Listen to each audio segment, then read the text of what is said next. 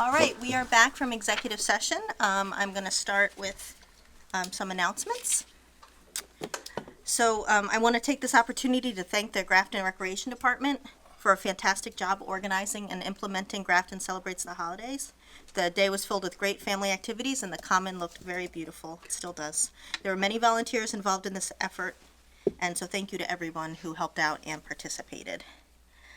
There will be a community meeting on December 11th at 7 p.m. at the North Grafton Elementary School with the Grafton and Upton Railroad to discuss the proposed quiet zone in North Grafton at East and Waterville Streets. Representatives of the railroad will be present to discuss the proposal, including why East Street would need to be made one way to accommodate a quiet zone.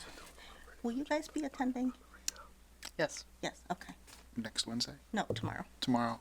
No, I will not be attending. Sorry. Okay. On December 18th at 7:30 p.m., the Select Board will be holding a joint meeting with the School Committee in Conference Room F, where the School Committee will present their long-range plan. So make sure everybody knows about that. And also, our Route 30 sewer extension work is ongoing. I do understand it has not been an easy road. The detours are posted online. Please remember that all businesses along Route 30 are open during this work, so there is a way to get to them. It just might take a little effort, but please continue to visit those businesses. All right, that's it for announcements. Next up, public comments. Yes, Richard. Again, I will remind everybody, like I said last week, we're going to do public comment to 5 minutes. In that amount of time, we should be able to figure out if it is an issue that needs to go on a future agenda. Okay, sounds good to me. Just state your name and... My name is Richard Whitney, if everybody doesn't know, from Grafton, Massachusetts, 13 Greeny Drive. I'm here in front of you today just to have 3 questions were to be asked. And Tim, I really appreciate taking care of the Grafton trash bags for me. That was very nice of you. My first order of what I would like to know is last week that you closed the meeting and gave Tim the right to pass out a bid application for 7 Institute Road rear. Is this bid going to be able to be for anybody and everybody? Or is this bid just going to be for like it was before? No, Well- we opened it up to everyone. I don't- Mr. Whitney, Yes. we were very clear at that meeting that there was to be no specific restrictions as to the RFP being issued. So in our Okay. direction to the town administrator, they were going to prepare an RFP to reflect our wishes. Okay. And in your discussions, so I'm happy with that it's going to be open to everybody, especially to me. But in your, I'll get to, I think I'll remember that, the next question. Gesundheit. I just wonder, you said it was landlocked, this property is landlocked, and there's only an easement that is owned by Crown Castle, if I'm not mistaken. I'm trying to get this in fast before my 5 minutes are up. I'm sorry, Jen. But that easement of .22, Crown Castle and Victor, the lawyer, stated at the planning board, okay, that whatever the town needs to get at to that property in the back of their property, and this is on the record upstairs that was taken by the stenographer and everything else, they said it like 30 different times, that whatever the town was going to do at that property, they have the right to cross over this piece of parcel. So I want to make sure that's in the warrant article, and I would like to make sure that's in the RFP that goes out, that there is access to this property if it gets to be a lease, because they did say that they would do that. Mr. Sir Whitney, Carlson. Yes, Thank Mr. you. Carlson. the town cannot force people's private easements. We cannot tell someone over private property that you will have a granted easement to whoever is the winner of an RFP. I think what you're asking is precisely that, with that small strip of land in between those two lots that lead to the access of that parcel. Right. Select board can't dictate to a private landowner. But if a If it's private a pri- landowner, It's a private easement. but if a private The landowner. owner of that land, let me finish, the owner of that land. Yeah. It would be up to them to get the easement. Okay. So, as them stating that they would do that, okay, it's totally wrong. That they're saying that the town wanted to get to their property, they could go over their property. I just. You understand what I'm saying? No. Are you gonna have go back and forth on the public comment piece? I'm just trying to figure out. No, I just wanted to know if this is going to be put in there for when I bid, I don't have to buy the house that I've already got a PNS on Greeny Drive. That's the reason why. If not, the house that I have a PNS on already, the people are gonna move out in the spring, okay, abuts this 15 acres of land. We're gonna tear down the house, I'll tell you right up front, if we buy this land from the town and the town accepts our bid, we're gonna tear down the house and we're gonna put a subdivision in, point blankly. And it's all gonna be a 100% 40B project for cost. Cause I'm taking all my money, I don't need it no more. I'm not gonna be here. So what I'm doing is I'm buying this, one way or the other. I'm gonna try to buy this. Okay. And that's why I wanted parcel A, but I understand you did that, and that's fine with me. But I have already approached somebody else, and they're willing to sell me their house if I can get a bid through the town. Do you have So- any further comments? No, other than that, I'll just take it up with my attorney about that, what they said in, open meeting about crossing their property.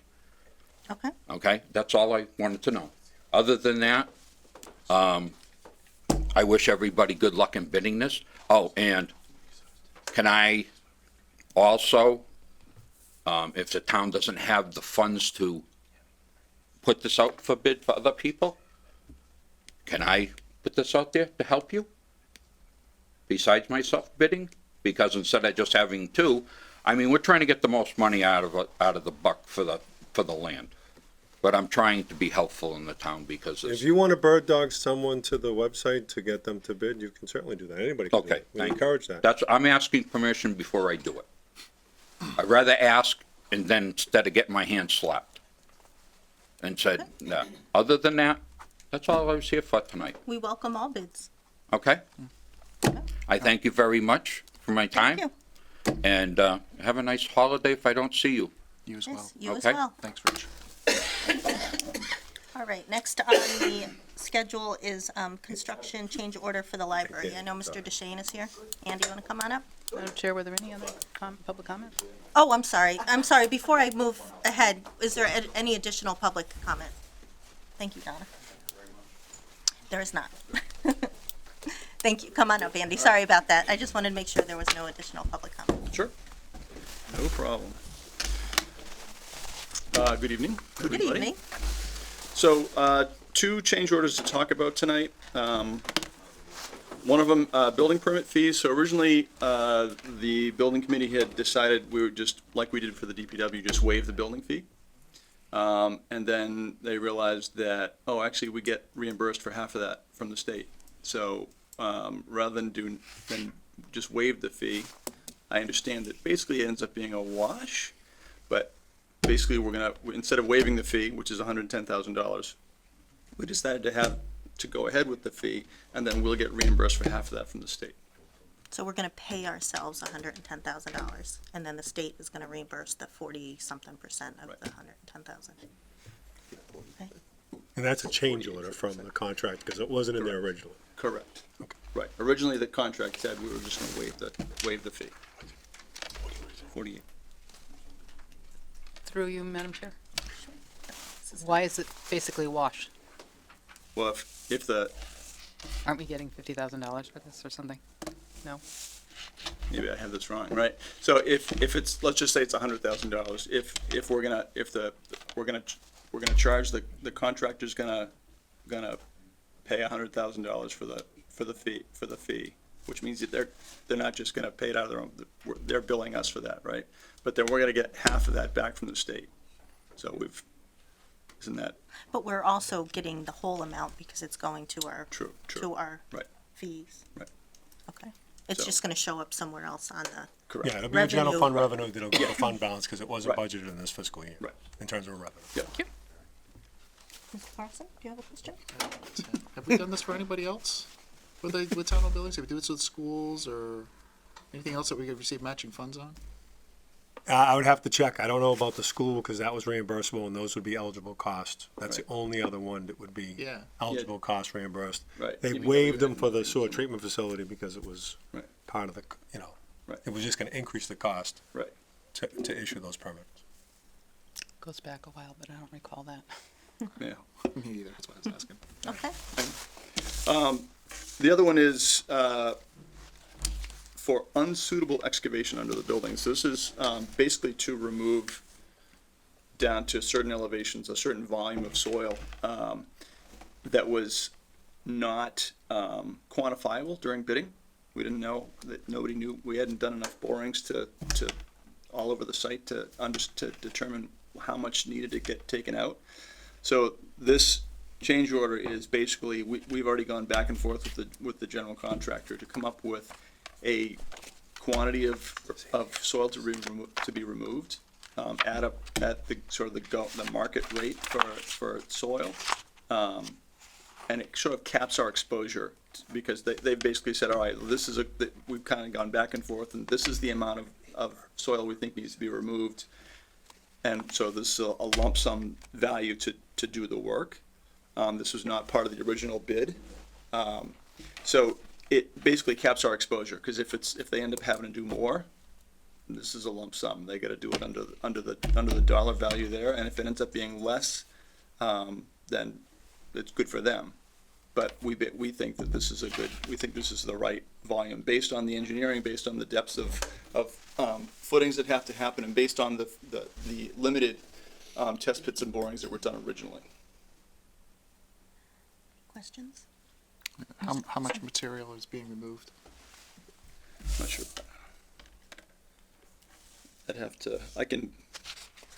don't think I have the actual quantity right in front of me. I just have the dollar value, the total dollar value, which is $286,000 and $875. And what's to be done with the topsoil once it's removed? Is the town? TBD. So we just did 10 test pits around the building site and the detention pond last week. So 10 different test pits, 10 samples at each location, so 100 total. And those results are coming back on Friday, maybe Monday. And so then we'll know the composition of the tests, and then we'll know what we need to do. We may just be able to ship it off a site. We may have to do something else, but I'm not gonna speculate until we actually have some data back, but we'll know on Friday or Monday what we have for soil out there, and then we'll know what to do with it. But regardless, it needs to be removed in Yes. its entirety? Yep. Okay. Yep. All right, okay. Mrs. Dunn? Yeah, contingency on this project? 1.341 million. So this is the first hit to it. Yes. Okay. Right, yeah, and of course, we'll be tracking that very carefully. But it was known that we had to do the excavation. It's not. Yeah, this actually, It's not a new cost. this is not a surprise in terms of scope. We knew this scope was there, we just couldn't quantify it, so that's really not a surprise. We knew that was gonna have to, we knew we were gonna have to excavate for the foundation, Okay, just hadn't been quantified. okay. Any other questions? Any other comments, questions from the audience? All right, I'll entertain a motion. Madam Chair, I move the board vote to accept a change order for $129,030.09 to cover building permit fees. Second. A motion and a second. Any discussion? Hearing none, all in favor? Aye. Aye. Aye. Madam Chair, Mr. I move the Constable. board vote to accept a change order for $286,875 to excavate unsuitable material from the footprint of the new addition to the library. Second. I have a motion and a second. Any discussion? Hearing none, all in favor? Aye. Aye. All right, motion's carry. So thanks for Great. coming in. Thank you. No more, right? No, Well, Knock on wood. it's Tim. early. well, That's why I asked. Spend Yeah, I your don't know. contingency wisely. thank you. Thanks. All right, next we have Mr. Nelson from the Lake Quinsigamon Commission. Welcome. Thank you for inviting me. Thanks for coming. I'm not sure how you want to do this, but I would like to start by giving a brief two-part introduction. The first part on what the problem is, and the second part on what the Lake Quinsigamon Commission is doing about it. Perfect. Okay. Perfect. My name is Bill Nelson. I reside at 88 George Hill Road here in Grafton, and I'm Grafton's representative on the Lake Quinsigamon Commission. I'm here to inform you all of and ask your input on an environmental issue that greatly concerns the many users of Lake Quinsigamon, some of which are Grafton residents. This is the issue of invasive alien aquatic plant species such as Eurasian milfoil, water chestnut, and curly-leaved pondweed that are spreading in the lake and reducing the water quality, especially in the shallow end, which is in Grafton Flint Pond. This is a serious issue because once an alien plant has invaded a habitat, it changes the conditions of that environment, representing a major threat to ecosystem health and our native plant biodiversity. This problem is getting worse year by year and requires vegetation control.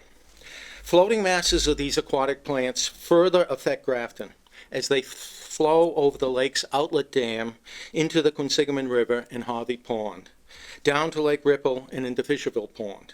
You can observe this aquatic plant invasion along many sections of the Quinsigamon River in Grafton. Now, the Lake Quinsigamon Commission is trying to rectify this issue by, one, lowering the lake's water level by 30 inches each winter to freeze and kill shoreline invasive plants. Two, educating users of the lake about these alien invading plants. And three, treating chemically the most infested lake areas having the worst offending alien invaders. But this is only a partial stopgap measure, particularly to the Quinsigamon Lake Commission's limited resources. Now, in addition, as aquatic plant growth is enhanced by added nutrients in the water, the Lake Quinsigamon Commission is conducting pollution as well as environmental studies of the lake to better understand the sources that are polluting Lake Quinsigamon. This past year, we have teamed up with the Lake Quinsigamon Watershed Association to improve water quality monitoring, coordinating this testing with the Worcester DPW and the state's monitoring. We are implementing a plan to clearly identify the different sources of pollution, such as 1, the human waste from sewage leaks, 2, dog waste from storm drains, and 3, geese flock waste, by utilizing DNA analysis, so we can better utilize our limited resources to target the correct sources of pollution, which today are lumped together by current pollution testing techniques and can't be differentiated. We also plan on using DNA analysis to identify if near relatives are an actual protected endangered water planters in the lake, such as Vassey's pondweed, to inform the Endangered Species and National Heritage Program at Massachusetts Wildlife that any treatment of invasive alien water plants are not harming an endangered plant. Thus, I am addressing you to ask for your input and support on this issue. In particular, I would like to know your views as Grafton Select people on 3 points. 1, improve the water quality of this natural resource flowing through Grafton how our effects are on that. 2, its value to Grafton residents both as a recreational resource and factor in determining real estate values in Grafton. 3, and what you think we should be doing in addition to protect this valuable and unique Grafton resource. I want to thank you in advance for your help and input, and I would be glad to answer any questions you may have. Any questions? No. Mr. Carlson? Yeah, thank you for coming in. I appreciate your correspondence and, keeping on top of this for us. The last part, you're asking us for advice on what in addition that we should do. If there are any things. Is there anything that you have that you would recommend for us to consider? You're asking select board, we're really not environmentalists. Right. Well, there's 2 points, basically. First is, I'm sure that with the fellow commissioners from Shrewsbury and Worcester, we don't want to do anything that is not in the policy of the town or against what a town select board wants to do. So first, we just want to be sure that you're consistent with what we are doing. And the second point is always resources. You can't talk about doing anything in Massachusetts or probably anywhere without being limited by resources. So anytime we would need additional resources, such as probably funding for some weed control or something, we would clearly like to bring it to you and hope that you would listen to us. Sure. Didn't we have somebody come in? He I know- did. Yes. Who's that guy's name? I don't recall. He's like he lives in Shrewsbury. He came in and asked for a request. He's made Peter? a request. Peter, yeah. Yeah, Peter. Yeah. So I've been trying to remember his. Peter Collins, he's the chair of the Yes. Quinsigamond Lake Yeah. Commission. And yes, he comes around every year.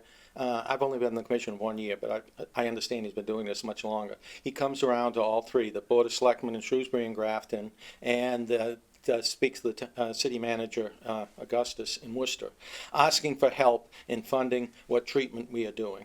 Right. Yeah. I think that the question always became, I think, from our perspective is, we have a relatively small square footage area compared to Shrewsbury and Worcester. What's fair for us to throw in?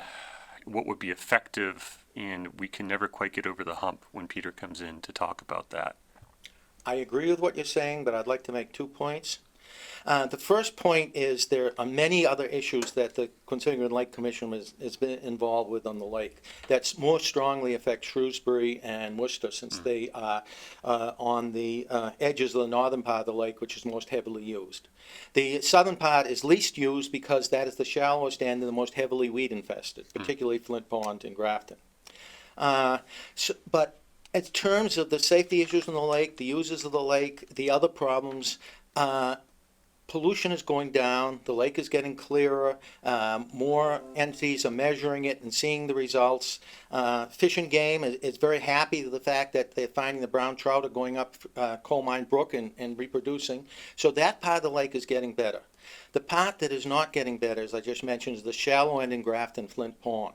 And so what we're doing in terms of weed treating is essentially all in Grafton. Grafton is getting the benefit of the weed treating. The second point I want to make is this is the area that all of those invasive weeds flow over the pond and over the dam into Hovey Pond, further down the Quinsigamond River into Lake Ripple and Fishville Pond, and is providing the seed source for what is growing in the Quinsigamond River and those ponds, probably added by the nutrients, again, which Grafton leaks off from people who fertilize their lawns and other things, some old septic systems that may be leaking. But the part in Grafton is not going to be as heavily infested if somehow Grafton can help the Lake Quinsigamond Commission in keeping these invasive weeds from going over Hovey Pond in tremendous amounts and flowing down the Quinsigamond River. Finally, third point, I went on a little longer than I thought. We are treating this exact same problem, but from your perspective rather than the Lake Commission's perspective, with regards to the streams that flow into the northern part of Lake Quinsigamond.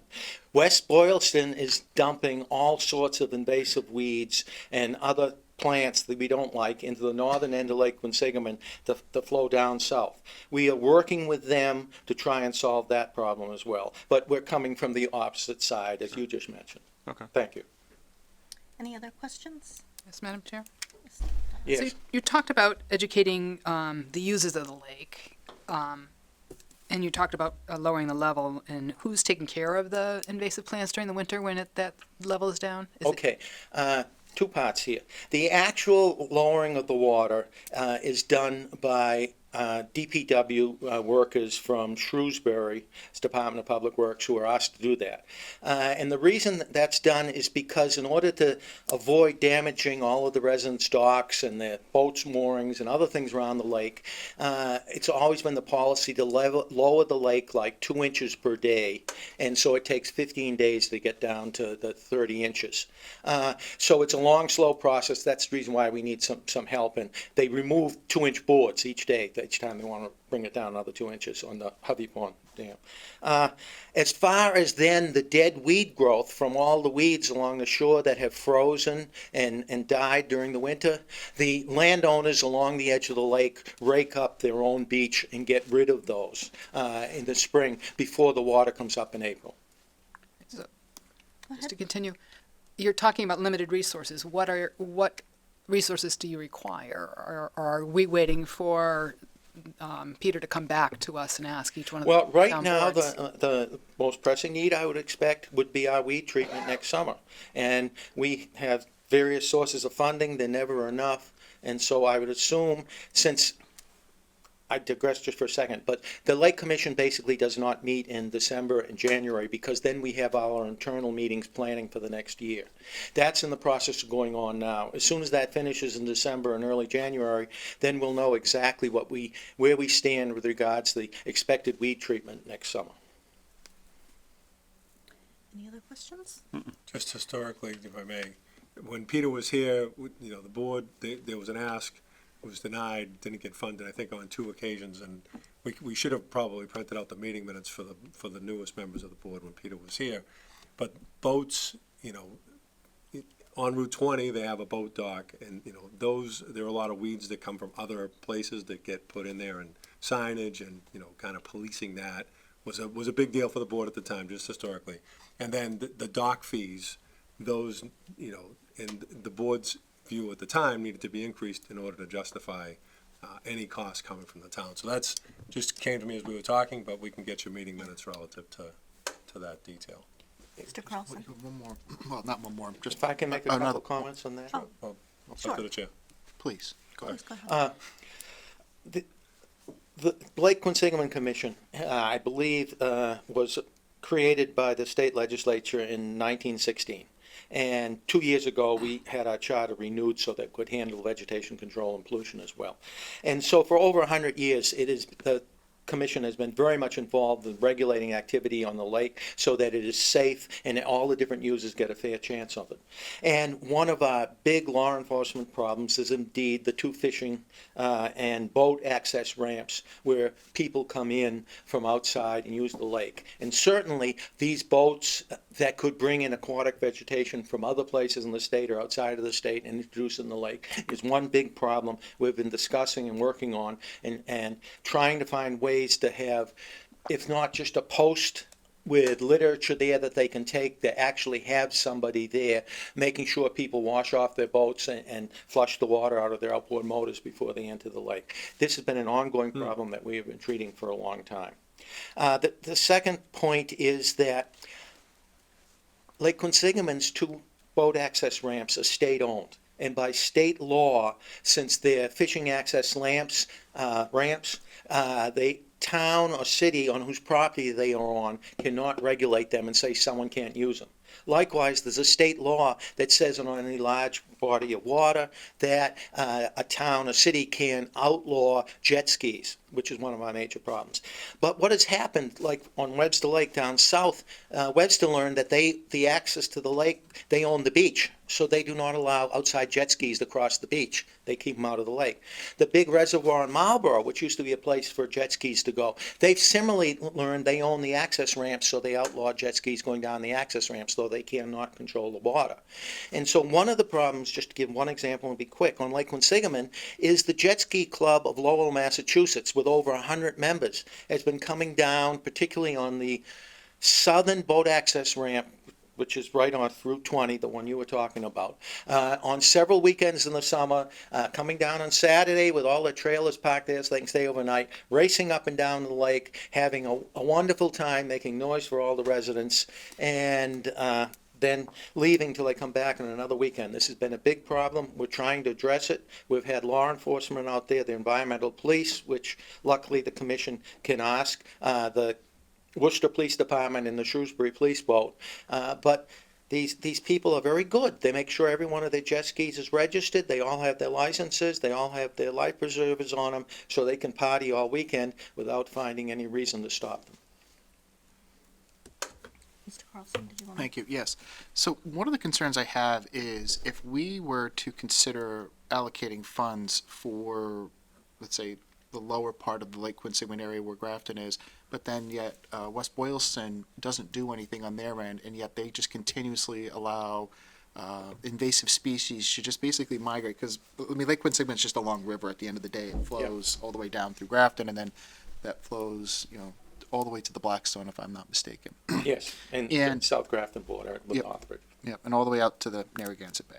So what I'm concerned about is if we're fighting a problem from the bottom and trying to fight our way up, wouldn't it make sense if they were to start at the top of where the flow is coming in and where the invasive species are infiltrating the water system?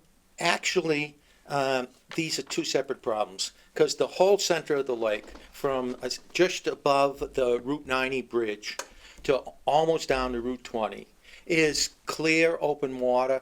We just had the water switched over as it does in the fall. We just had recent tests showing that you can see clear down to an extra 15 feet further than you could in the summer.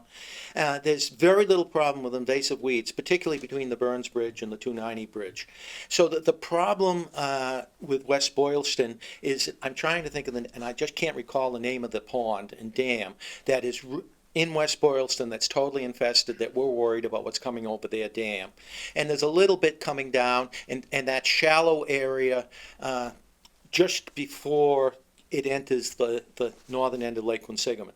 That is a heavily infested area. The lake is fairly clear all the way down to Flint Pond, which is the second heavily infested area on the southern end of the lake. And that's the area where we have this endangered plant that the Massachusetts Wildlife Department of the Heritage and Endangered Species is real worried that something might happen to it, that we have to be very careful in what we're treating. But that is a heavily infested area, and until and hopefully never the middle of the lake gets infested the same way, these are really essentially two separate problems. What's in the lower end of the lake is not coming from up in West Boylston. It's been there for a number of years now.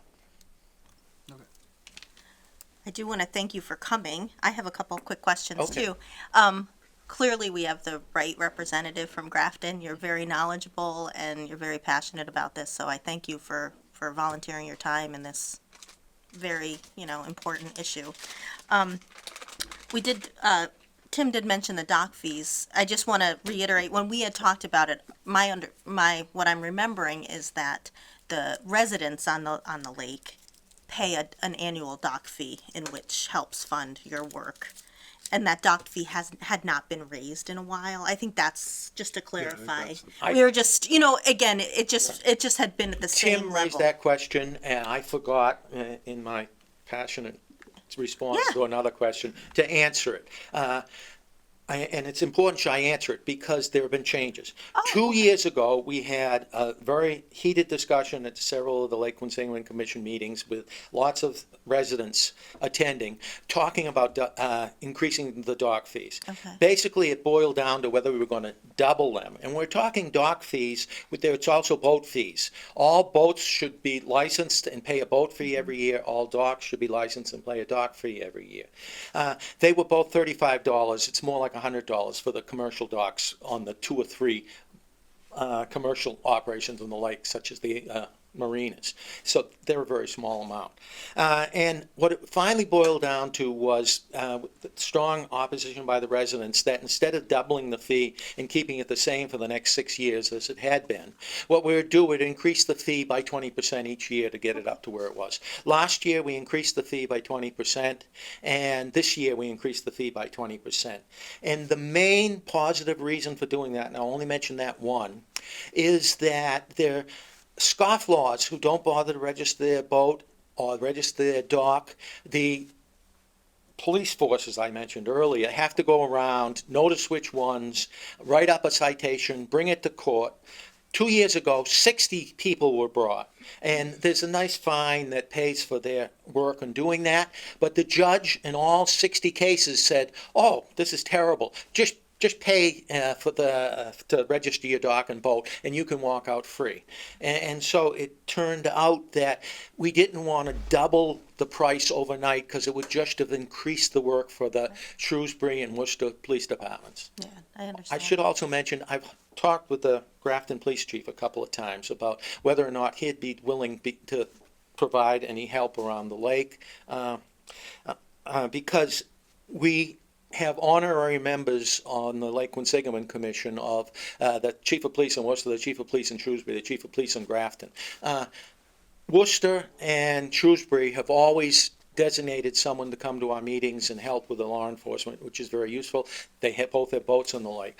According to my understanding of Grafton's position through the police chief is that in Grafton, he understands that it's the fire department that handles all water safety issues, not the police department, so he's not getting involved. This isn't a water safety issue. This is a water enforcement issue with regards to collecting permits and fees. Yeah. The fire department doesn't do that. I understand, I can only tell you what I was told. Jesus. Okay.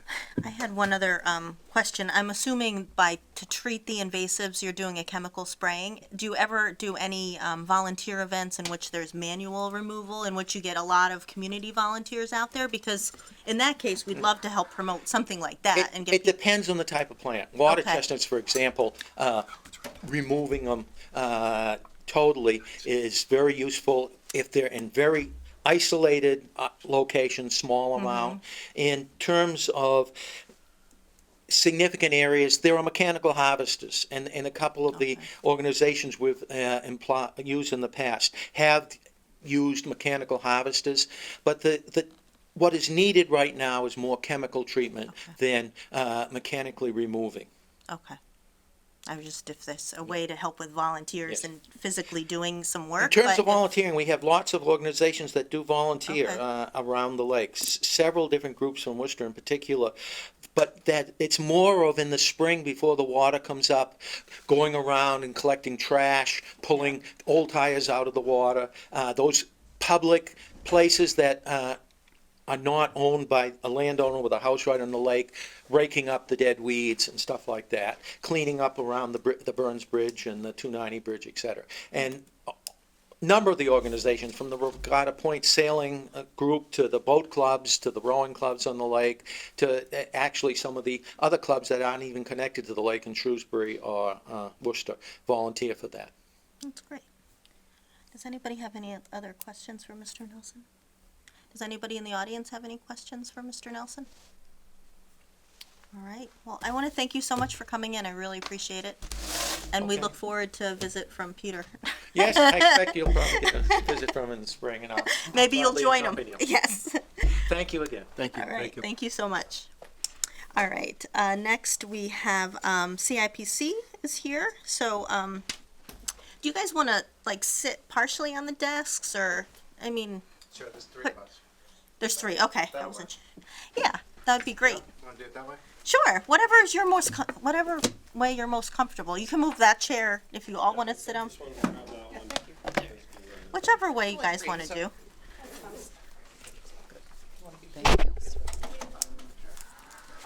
Thanks, Colleen. Thank you. Chair, she'll tell us what to say. Thank you. Thank you. All right, whatever you guys want to do. All right. Well, I want to thank you guys for coming. So,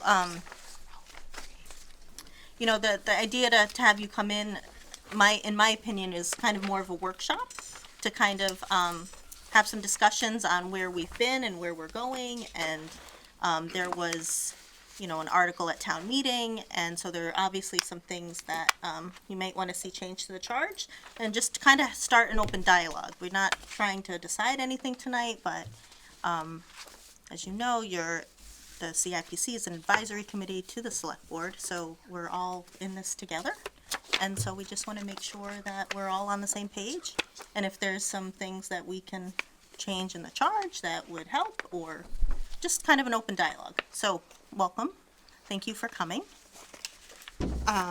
So I see, did you want to go through the packets you gave us first, or is there other ways you want us to start, or? So yeah, I guess I was just gonna see what you guys wanted to talk about first. Okay.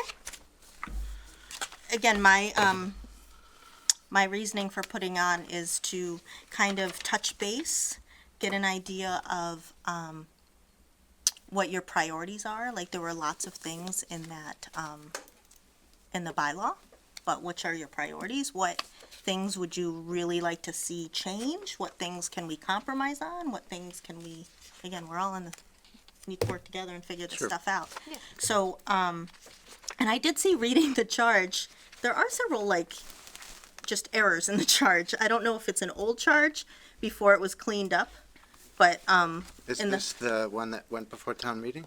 no, you're the charge that was renewed, February 5th, see. 2019. The charge from us. Got it. You know, we had changed that, in February, we changed the members from 5 to 7. But it says it up top that it's 7, but in the in the wording, it still says 5. So, Got it. just like little things, so that Yep. I noticed we should probably clean up the charge anyway. So, so from you, I guess I was just, what, can you prioritize things that you would like to see different or changed, or just, let's just, again, it's a workshop, let's just have an open discussion about it. All right, so what I just handed out was last year's capital plan, the annual plan and then the 5-year plan. So I guess we'll just start with that. Is that something you guys were happy with? Would you like to see improvements on that? Or are you satisfied with how this is presented? I am, but Lauren, do you have any questions, comments? This is the first time I'm seeing it, obviously. So another thing we could do is maybe just look at the current charter and just confirm that, you know, basically that's what you guys want from CIPC, Okay. if that makes sense. Sure. So, the first part says the Board of Selectmen, which again, we need to do a little cleanup here, shall establish and appoint a committee to be known as the Capital Improvement Planning Committee, composed of 7 members, including 1 member of the Board of Selectmen, that needs to be changed, 1 member of Finance Committee, 1 member from the school district. I'm not quite sure why it's written like that. I noticed that today. That's kind of odd wording. And it also says, Yeah. and the town administrator. I don't know why it says that you are, the town administrator's on the committee, because he's never been on the committee, has he? Yes, you have. You have, Oh, he has, okay. Yeah, I mean, the DLS and DOR have a capital planning guide, and it does have the superintendent of schools having the option to send a designee versus it being him, so that's probably why it says it that way. Oh, okay, okay. Members at large should be considered based in knowledge on construction and public works finance.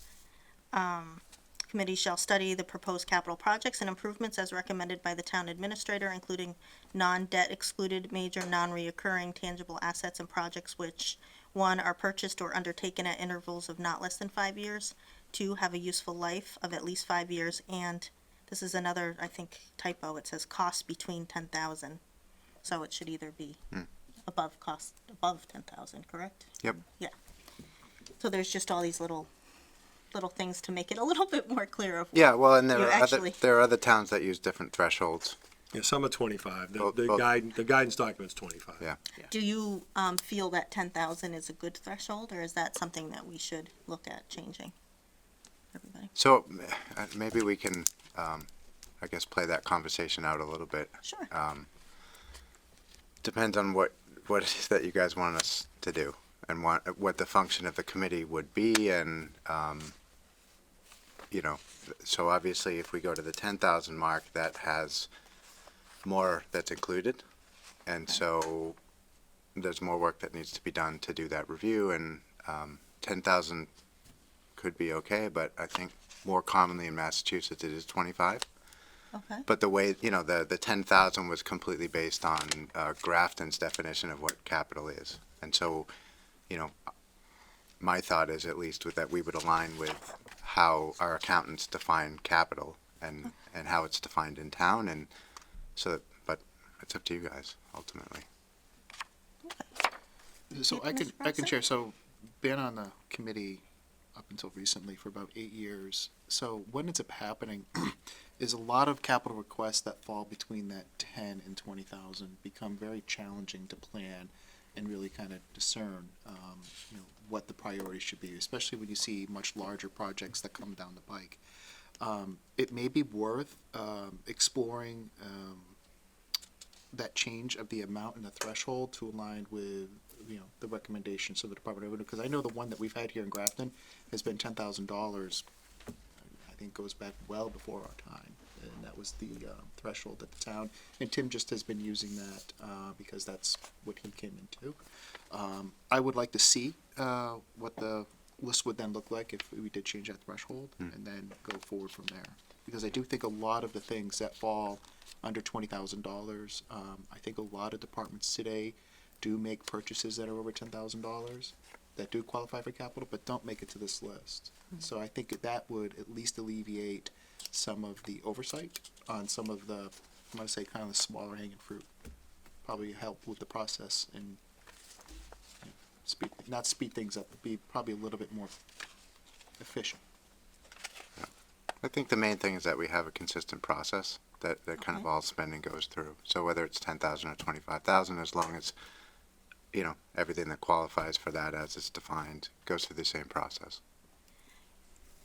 Is that 10,000 based, when was that number determined? Was that When determined the like, original charge came about in 2012, but for the town defining that as a just, capital? it was a vote of the board, But like 20 years ago or 10 years ago? 2012. Now it goes back. Oh, before. okay. No, we couldn't change it at town meeting because it's defined elsewhere.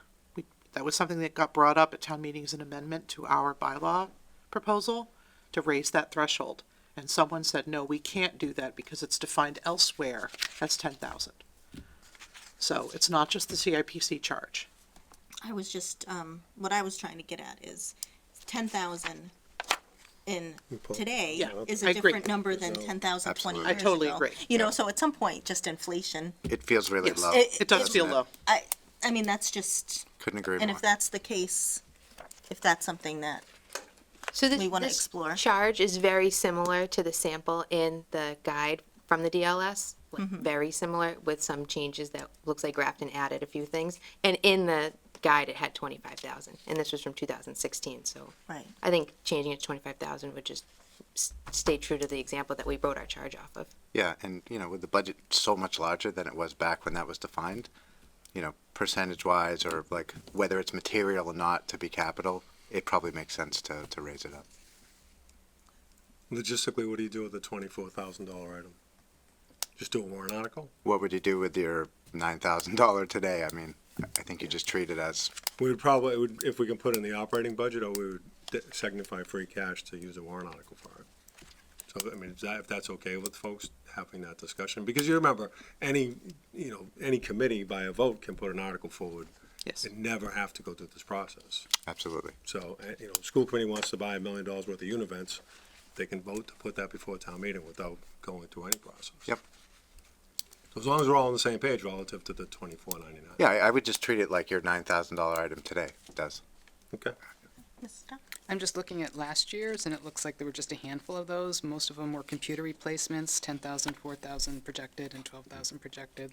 Then a voting machine for 7,800, and that wasn't even for the current year. And then one for 2022 for another voting booth. So it's not like we have a large number of $10,000 between 10 and 25. Okay, So definitely something to consider. great. If it's in one document, I would argue that it's consolidated. One place you get to see all of them, and it's not 10 more articles that finance committee has to review, and you have to review before you sign the warrant, so that might have been some of the thinking for the 10,000 threshold, to, because you could buy something in one department that's 25 and then get something that's in the operating budget for 10. How did you get it for 10 versus 25? You could have it in one place at one number. The lower number, you see more in one place. It's a great question, Tim. So has finance committee evaluated or given any input as to that threshold number today? No. It'd be worthwhile just to see where they all fit with that, because if that was something, to your point, where the 10,000 was set because they wanted to see everything just kind of in one warrant article, maybe just getting some feedback from them and just seeing if that's still what they would like. If not, if they want to change it, then at least we know we've checked with the other committee that might have had some direction on that. I'm happy to add that as an agenda item. Yeah, again, we're throwing out ideas, we're trying to, get other input is certainly valuable. The other observation I would make too is that one department may be able to absorb a $10,000 cost in their operating budget, like the school department, but if it's a smaller department and they have a $10,000 request here, they may not be able to absorb it. So I think that may be somewhat of a leveling field too. Either way, it's gonna get vetted through the warrant article process or separate individual ones or through this process. I think it's nice to have it consolidated in one place so you don't have to look and have multiple pages of paper in which to read multiple articles to review. Okay. But we don't do that today, Tim. The only article that we read is the list that comes out here. But there are other items that would qualify as capital purchases that departments do make out of their expense, and that is done just through reading the budget and then approving the budget, correct? So we don't do that now, so we don't list those items. If you recall, the bylaw was gonna call for a list of all of those items and to at least demonstrate, where in the expense line item that things should be classified as capital, to kind of get a better picture of that. But we don't do that today. So alls we do is we focus on this list that you see here, but we don't include any other department that might have that. Which leads me to kind of a broader question. Why do we want to have a CIPC? And what do we want it to do? Because we can talk about the 24,999 number, but I want to know why I'm going to these meetings. Because the charter is clear that it gives Tim the authority to submit his capital plan 150 days before the fiscal year. So it's his capital plan. So whatever the CIPC is going to do is going to be advisory anyway. And then when you go down to the charge, it says the committee shall study proposed capital projects and improvements as recommended by the TA involving non-debt excluded, major non-recurring tangible assets. Well, even some of those things, the CIPC doesn't get to review. So it sort of feels like, in the meetings that I've been to, the list has been provided and it says, here you go. Do you agree with this or not? And then if you don't, it doesn't really matter. So I sort of come back to, I want this to be a useful way for people to spend time, and I want it to provide value to the town. I think one of the major hurdles that we have going forward is that we keep funding, and Matt, you pointed this out repeatedly, we keep funding free capital improvement from free cash. It's about $1 million a year. The value of that $1 million is decreasing every year while our budget increases. So the bang for our buck is getting smaller and smaller, meaning we're able to do fewer and fewer things at a time when we're going to have more and more things to do as things get older. So I'm not sure that keeping all of these separate little capital requests and expenditures in their own little fiefdoms is the way to go anymore. Maybe CIPC needs to do more, or maybe it needs to not exist at all because it's in this weird middle place right now that I'm not really sure I see the point to it. That's Yeah. just me. It's been challenging, for sure. It's been challenging to kind of meet our charge. Thanks for providing, the materials that we got last year. Part of the charge kind of says that we should be looking at things that are recommended by the town administrator, so that's what he's been providing for us. But I'm not sure what we're supposed to do in terms of supporting the budget process with the materials that we've been provided, in terms of, do we just add it up and say, yep, it's about $950,000 and it's the funding sources are reasonable and, you know, we're not really getting request forms. And that line, as recommended by the town administrator, that was added in 2012. That was not part of the original charge, and that's not in the example provided by the state just- either. Trying to figure out what we're supposed to be doing with this. Because there's no prioritization that you can do with a list that's been agreed already, I guess. With, you know, Tim talks to all the department heads, and agrees on what the list is gonna look like. So then it comes to CIPC, and I don't know I don't know how we support the annual budget process at that point. Like, what are we supposed to be doing? Or And even the other thing to five-year point out is process. when we receive it. We received this on January 18th last year. That needs to be back to Tim by January 30th. So there's not really a whole lot of time for us to even do anything with the information provided when it's provided to us. We're having a tough time trying to figure out what we're supposed to do. Okay, which is great. You know, it's good to have this So I conversation. mean, for sure. what does the board want us to do? 'Cause there's two pieces to it. There's, I think, supporting the annual budget process, and then there's supporting the long-term, planning process. And those are kind of two different things, but Right. those are the two basic, I think, functions potentially for CIPC. So, Can I just, the last sentence on the first page, the committee shall consider relative need, impact, timing, and cost of the expenditures and the effect each will have on the financial position of the town. So are you saying because you get this in January, you cannot do those things? What does that look like? I'm brand new to this committee, so what does that look like? I think you look at life safety, if there are things that are submitted that impact the general public, life safety, employees, staff, kids in schools, quality of life would be one. All of the 10 steps that are in here for requirements for looking at what is meaningful in terms of capital. The cost of maintaining a piece of equipment, you know, after 5 years of maintaining a poor piece of equipment, does that exceed what you would spend on it if you replaced it today? Balancing that with the operation and balancing that with how much money we actually have to spend. Those are the things that I apply to the request that come before me. The reason why this was started, even, you know, before I moved here and was appointed, if there was no consistent leadership in this position before I got appointed, you could have requests that could be met and then continue to be asked for, even though those things wouldn't be needed. So God forbid, it wouldn't happen today, but you could have a DPW director that could ask for a truck one year, get it, and then say to the next town administrator, because if there was gonna be a lot of turnover in that position, another truck. And the check and balance was to have Finance Committee, Board of Selectmen, and then I added the role of CIPC, asking the board to adopt that charge to make sure that could not happen. So you would not get a 2016 truck in 16, and then a 2017 truck in 17.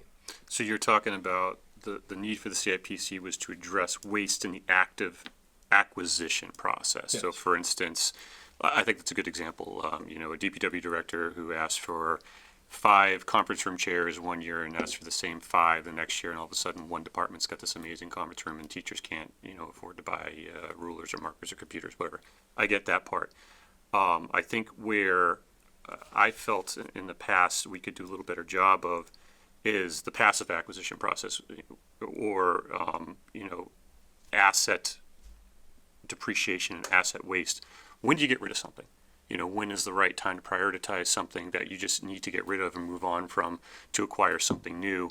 When is the right time to fish or cut bait on continuing to add improvements to a property versus replacing a property entirely? I think the library is a pretty good example of that, right? Because you put in an elevator just to get through until all of a sudden you need to, a couple of years later, replace the building. You know, determining where new projects come online and behind things that are pressing needs already. Super Park's a good example versus existing needs for really boring things like roofs and carpets and things like that.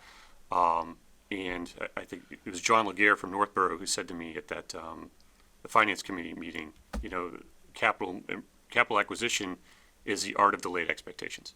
So everybody knows that they're on a list.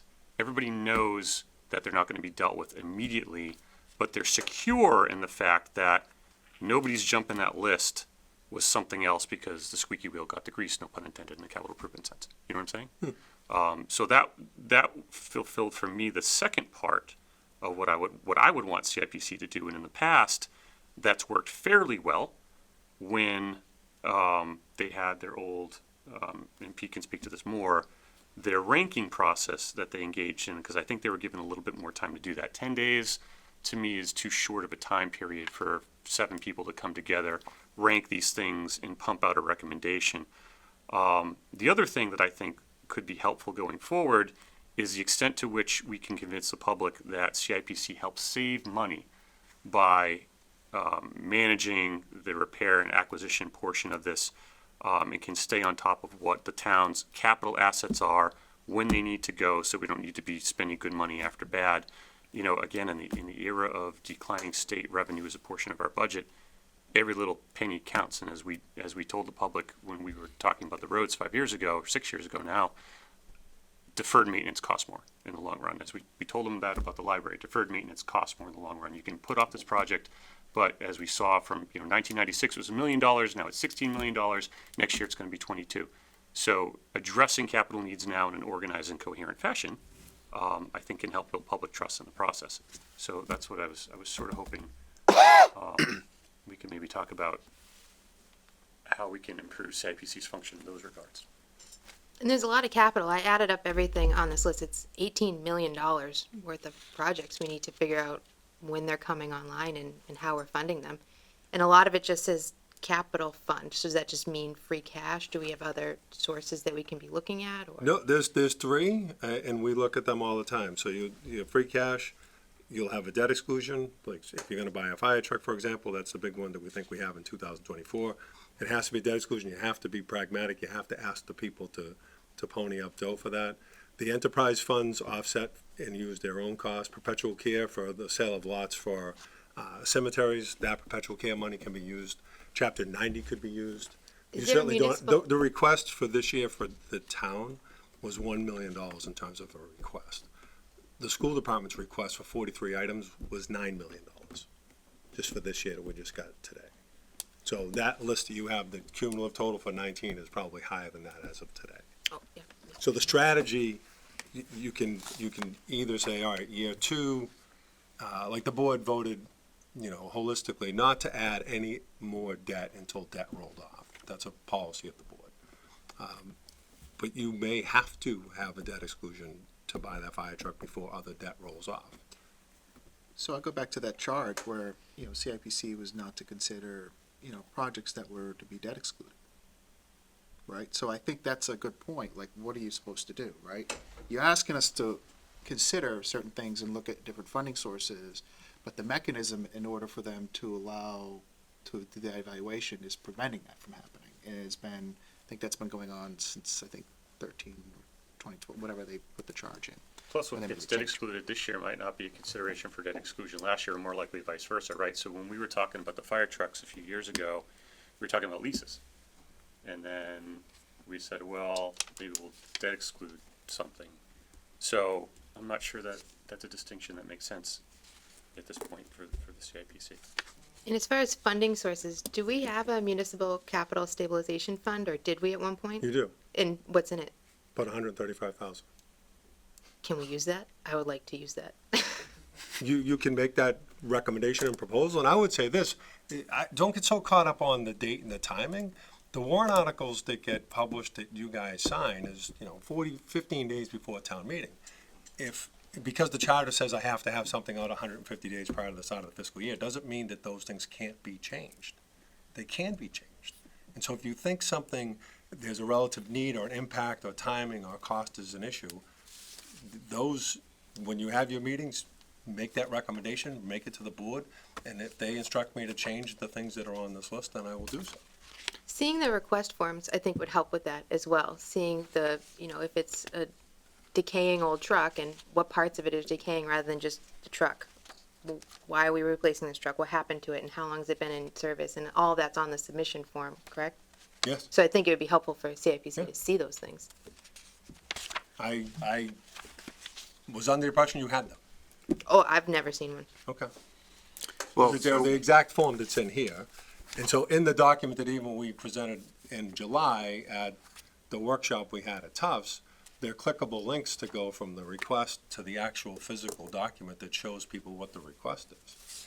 And that's what I thought would drive the conversation at the CIPC meetings when you met with department heads. Okay, so CIPC should have gotten that information from the summit, not from you. No, you should, I'm just saying, we did it there, and that Right. should be exactly what we give when we go through the process. okay. Donna, did you have a question? So I'm questioning, same thing, I know when this started, I was on the school committee, and at that time, yes, there was a revolving door for town administrators, and there was a need, I think, and this was before you were on the board too, to have select board, school committee and finance committee come together, and that necessarily wasn't happening at that particular time. I think that started the conversation, which is why we said, let's get together and make certain that we all are aware of our pressing needs here in the community so that we can coordinate what we're putting forward. You've had a tenure here now for a number of years, and I think the process is working. I think we've got, we're addressing what it is we need to address. With consideration, and I guess you're just saying that there's a submission form, et cetera, and you're working with the department heads. I don't know whether or not this committee that doesn't have the bandwidth or the resources or the time to do this is adding value with only 10 days to consider what it is that they're considering. I mean, you'd have to talk to the department heads, I guess. I just don't know what the process is for you to get the information to answer the questions that you have when you're going along with the recommendations coming from the town administrator. That's about right. But you can still Again- do that in the middle of, before town meeting, to certainly have those meetings. And finance committee does the same thing with those capital requests, because it's part of the warrant. Well, maybe there's a lot of overlap between FinCom and this committee, and maybe, There isn't, so FinCom doesn't really look at capital. FinCom depends on CIPC, because ultimately we get the same list, and there's not enough information in the actual list. Sometimes we'll ask questions about individual items, but ultimately we kind of depend on CIPC's review and recommendations and their advisory capacity.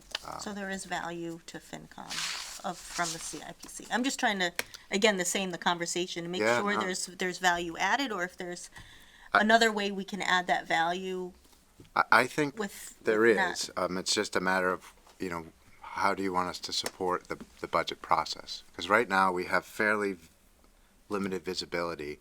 It's tough for us to look at what's the need of an individual item without actually, because we have nothing to compare it to. So Tim's kind of he's already made those decisions as far as what's needed. So we could look at, I guess, the whole plan, the whole 5-year list, and say, well, maybe this one seems more important, and kind of interview department heads that way to try to figure out whether the list that's being presented for the actual budget, or the upcoming budget, makes sense in terms of the overall need. But it kind of feels like that's just us doing work that Tim's already done. Okay. You know what I mean? When the department heads go before FinCom to talk about their operating budgets, would it be, again, I'm just throwing stuff out because we're in Yeah. a workshop, would it be appropriate at that point for them to bring what has been on your list? I think they do that. And Yeah, talk a lot about of them do. those, and talk about those capital projects that they are also hoping to get done in that fiscal year. Yep. So, so the projects can be vetted. I'm just trying to figure out if there's overlap, if FinCom can absorb the, like the value that you, so we don't waste your time doing something that is already being done by other committees. But that leaves out the prioritization process. But how often in the past 7 years has your recommendation been changed by CIPC? I don't know. Up until 2 years ago, Donna, CIPC gave a lot of guidance as to what the prioritization was, and then gave the recommendation to the select board and the town administrator, which they've adopted. Up until 2 years ago, that has stopped. Well, I mean, there's no way to really do that without seeing kind of all the request forms and understanding how the prioritization happened, I guess, with the list that's come down already. But I guess the other piece of it is just in terms of the, FinCom doing that work. I've definitely asked FinCom to pay a little bit more attention to capital, but one of the potential value of CIPC that I think it's one of the biggest ones is to actually take what's happening in the current budget year and fit that into an overall plan, like that comprehensive 5-year plan, and it's challenging to do that today. So, and FinCom certainly couldn't do that. It would be a real challenge in that context for FinCom to provide that function. I think ultimately the real value in CIPC is in the long-term planning. There is some value to support the budget process, but ultimately long-term planning is really where we need to be because, the dynamics of our funding source, we've just talked about, we have a dwindling funding source year after year, so it's just not sustainable over time. So we have to come up with some other strategy. And I feel like we've got some pretty good programs in place, for example, for roads.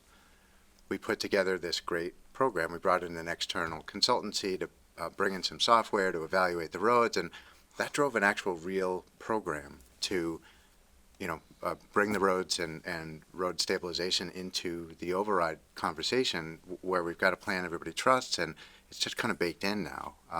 The fire trucks was another one where we brought in an outside company, they put a plan together, everybody looked at it and said, yep, that makes a lot of sense. And so we actually have like a real thing now that we're funding these items. It's systemic, it has a very good foundation of knowledge and expertise and all that.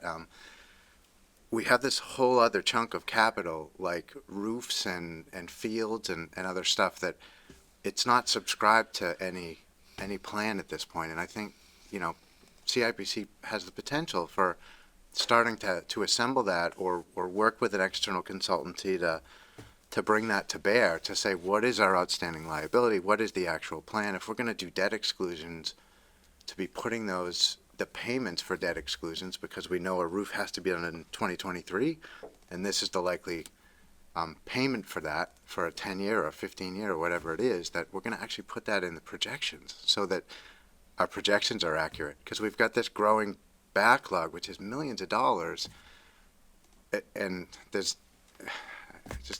there doesn't seem to be a plan for it in the same way that there are for other components like the roads and the fire trucks. Does that make sense? No, it makes total sense. I mean, what I feel like we need to push back on a little bit is this expectation that people have that the things that they enjoy now are going to be things that they're going to continue to enjoy indefinitely without any associated cost for that. Because it's not fair to the community to implicitly say that to them by not examining what you're talking about. People need to know that there are choices that we have to make, difficult choices, and reasonable minds can differ on what those choices are. So things like prioritization become really important. It's so unfair to have to talk about, do we replace a crumbling municipal center or, for instance, bathrooms for the seniors versus a roof in another building, a heating system in another building, so a worker doesn't have to sit in, substandard conditions. All these things cost money. You're never going to finish with capital. It's always out there. The second you build something, it's deteriorating. Yep. So, and I agree with you that the real value from CIPC comes in that long-term planning, because that's how you identify where the savings are.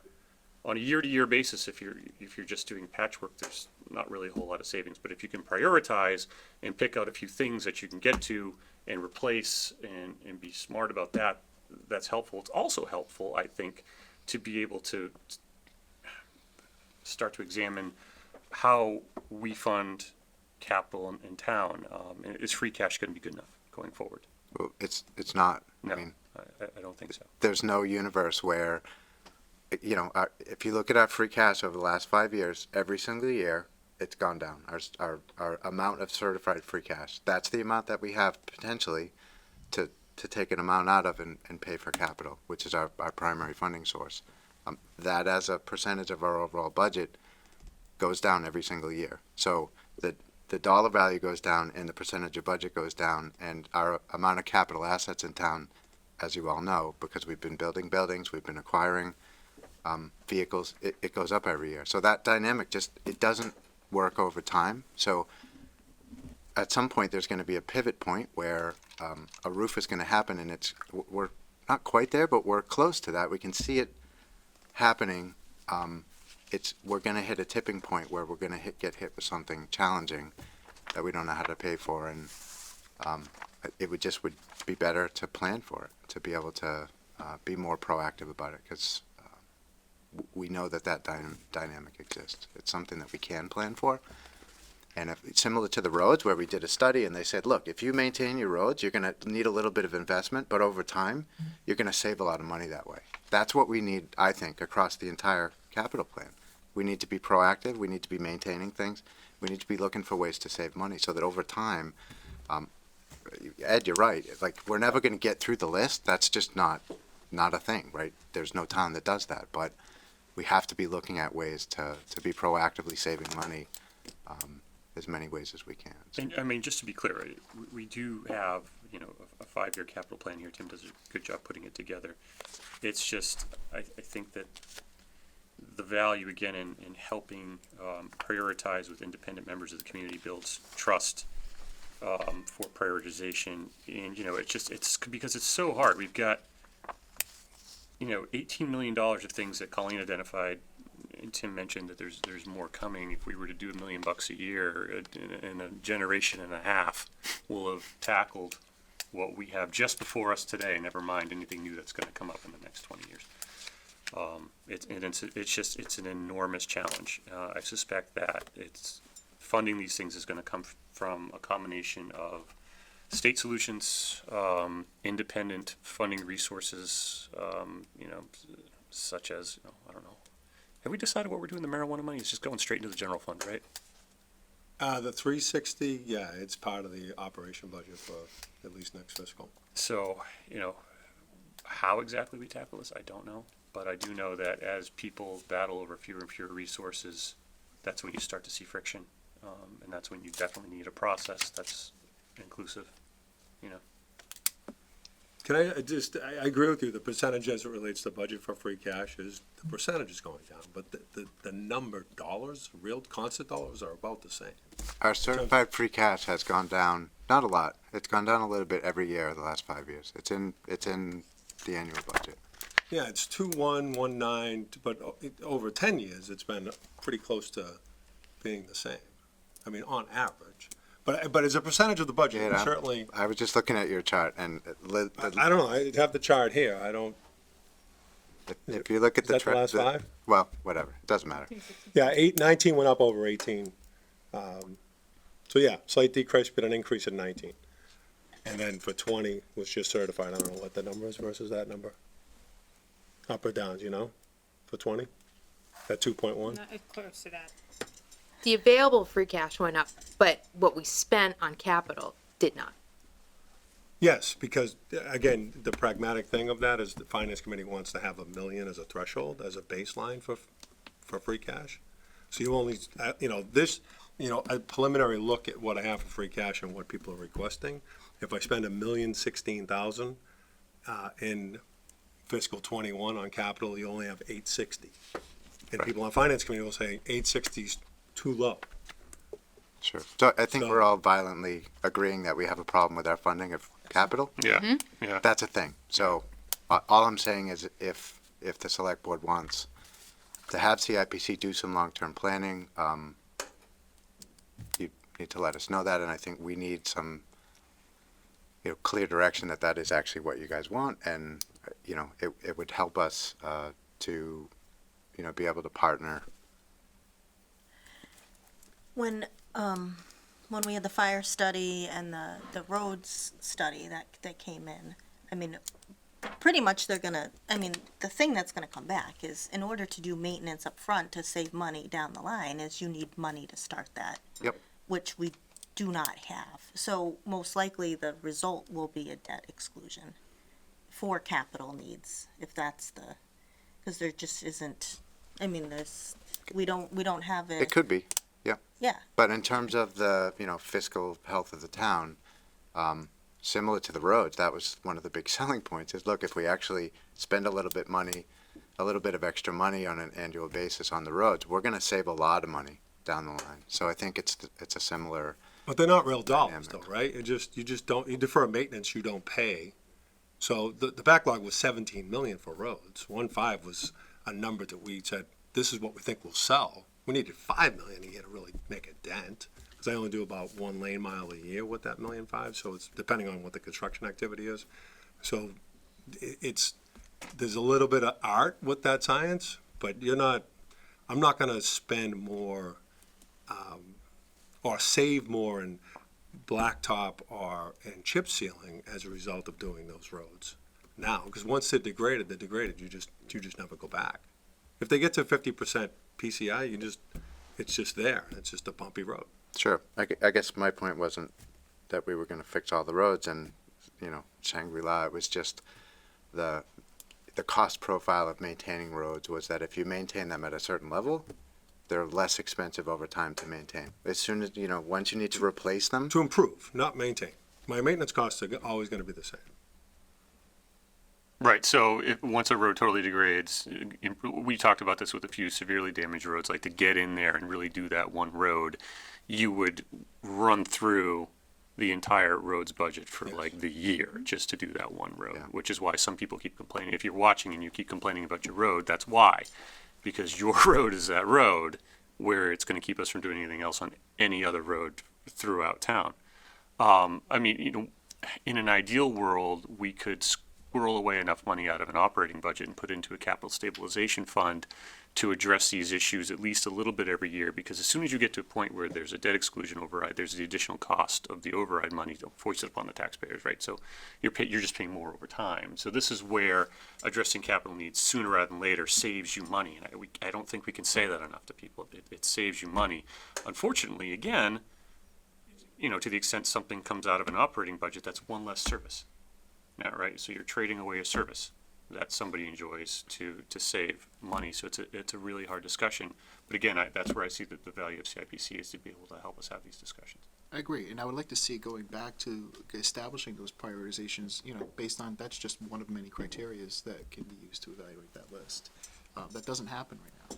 I mean, get a list, it's balanced, this is it goes forward, and for the past 2 years, that's what CIPC's been basically approving and rubber stamping a list, but with very little to no evaluation that we were doing prior to years of that, which was a lot of work that we put upon ourselves on the committee itself. So it wasn't like it was a ton of work that you guys were personally involved with the exception of maybe coming in and presenting. Department head, for example, library, Beth would come down and present on why she was requesting these things, and the committee would have an opportunity to really kind of ask a lot of questions as from a community input standpoint. And then again, bottom line, it's a recommendation. I mean, the committee wants to do the work. I say let them do the work. It's just a recommendation. At the end of the day, it could come to us and we say, yeah, that's a great recommendation. Thank you very much. We want to go in a different direction. It's not like their list is They're your committee, a one-trick right? So thing. you can, if you want to instruct them to do that, that's fine. I mean, I don't know why it stopped that whole, window shade criteria you guys had. I don't know why it stopped. Well, you don't, when you don't have a list to prioritize against, when you're given for a fiscal year, So you're saying that it's because the way it's formatted, it's not, when you give me a list can't of evaluate it? 13 projects that's balanced with an appropriation that you plan to go with at town meeting, what's there to evaluate? So one year, we had well over 38 projects that we were evaluating, to the tune of $2.1 million worth of liability to town. We had approximately 1.3 million that year. We were able to squeeze in 34 projects into that 1.3 million. But that's what that prioritization allowed us to do. And it went down the list. And then those projects that didn't make the list came down at the bottom. So in the unlikely event that you happen to find a couple $100,000 more money, And if you decided that you were gonna go to capital list, it would say, okay, this one that was the first one that was cut off on the bottom of the list, this is what we recommend as a priority. That doesn't happen anymore, because when you give us the list, or when I used to be on the committee, when you gave us a list over the past 2 fiscal years, it was a dozen projects that were balanced against an appropriation that you were going forward in May. So there wasn't an extended amount of projects that surpassed that amount for us to evaluate. You gave us a list that was set in stone. But here's the comprehensive 5-year capital management plan. I mean, isn't this outlining every single thing that's been brought to the CIPC, and their prioritization's already happened with all of the funding? As the former chair, I have 2 documents that I received on or about January of the past 2 years. It was a list of projects like this with an amount. This 5-year plan right here was not to be considered. It was in a memo that was stated to CIPC that says, this is the list that we want you to evaluate. Well, it's in the charge. Yeah, I it's understand that, recommended because that's for your review and consideration. They that- could have gone on any one of these things and said, why can't I For want 2 this, years, the we van? didn't- 2 years, this didn't happen, Donna. It's right here. This is from last year. But Donna, the year before, we didn't get the 5-year list. Didn't It get was it. just that Donna. first page. But it exists. I mean, how long ago? It's a running list. I guess- You're It right about always that. goes. You've always had this opportunity to prioritize each and every year. I guess going back then, you agree that there should be some prioritization. I think that's what you're saying.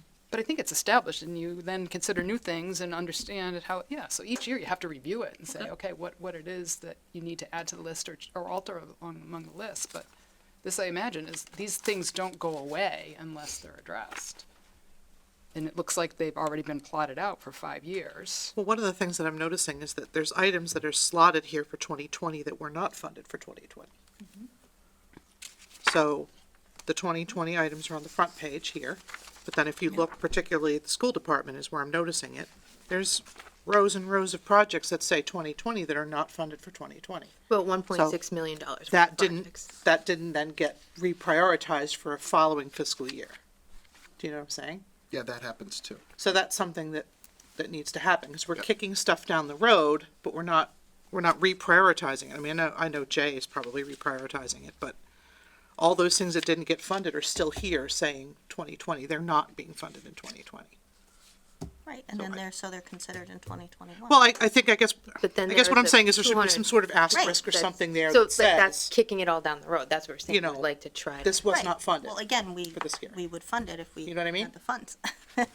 So I guess it's more communication Yeah, to say, and again, I'm brand new to this committee.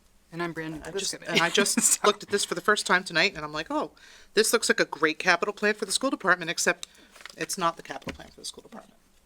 It's just a list of stuff, and it's not, Well, it was what was submitted to us. That no, we I put know, into a I spreadsheet. know. So if that's not their plan, No. I can't help it. So what I handed out earlier, this is just a generic example of what another type of 5-year plan could look like, and that's provided in the DLS guide. Just a different way to look at it, and to see if that's something that's, you guys might be interested in trying to do that instead. So this isn't Grafton information. Nope, it's just a generic from the DLS guide. On this one, it would be real helpful to have the totals at the very bottom of each column. Yep. Colleen, in what way is this one different, and why does it matter? There's just more funding summaries. You're seeing more projects being involved that it's just a different way of looking at it. So we're just trying to get a feel for what you guys are happy with. If you're happy with the way the current system is going, great. But I just wanted to present another option of what's available out there if CIPC had a little more information and time to work with that information. Well, let's take a look at it like this. Yeah. Why not?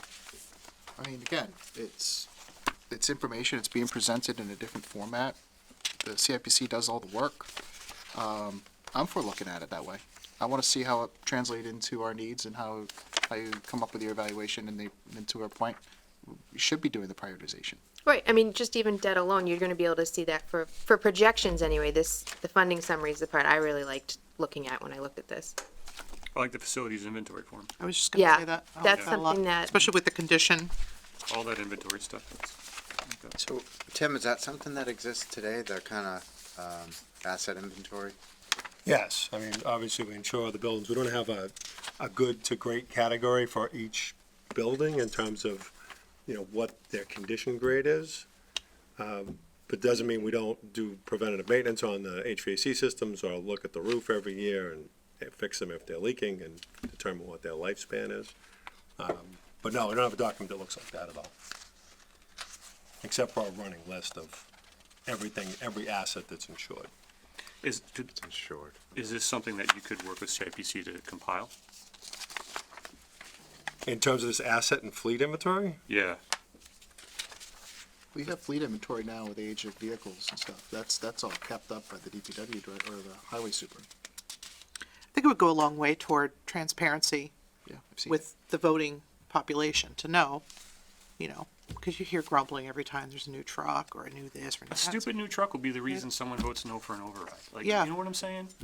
That's I mean, you can set up the pond and ask the horses to go drink it, Right. right? Can't force them, but at least if there's someplace that they can go online and see, this is what we own, this is what we're working with, this is what we're maintaining, with the buildings, what are the challenges? So We'll that be they able to can see the predict full things picture. before a submission even comes in, because we'll know it's a 30-year-old fire truck. We're probably gonna need that before they submit for it. But we have Well, it. the fire in truck- front Yeah, of us. it's, I mean, Well, the I'm using an description here example. has We have the it. same stuff. 30-year-old there's some loader. things you're not gonna know, and you might hold off on a roof until you know MSBA funding is available. Just like the windows, so you may not do it. But the bottom line is, Absolutely. for all these pieces, because there's not enough in operations to set aside, Becca hates this example, but I'm gonna do it anyways, if I can't feed my kids, I'm not saving for their college. because of Just that. not.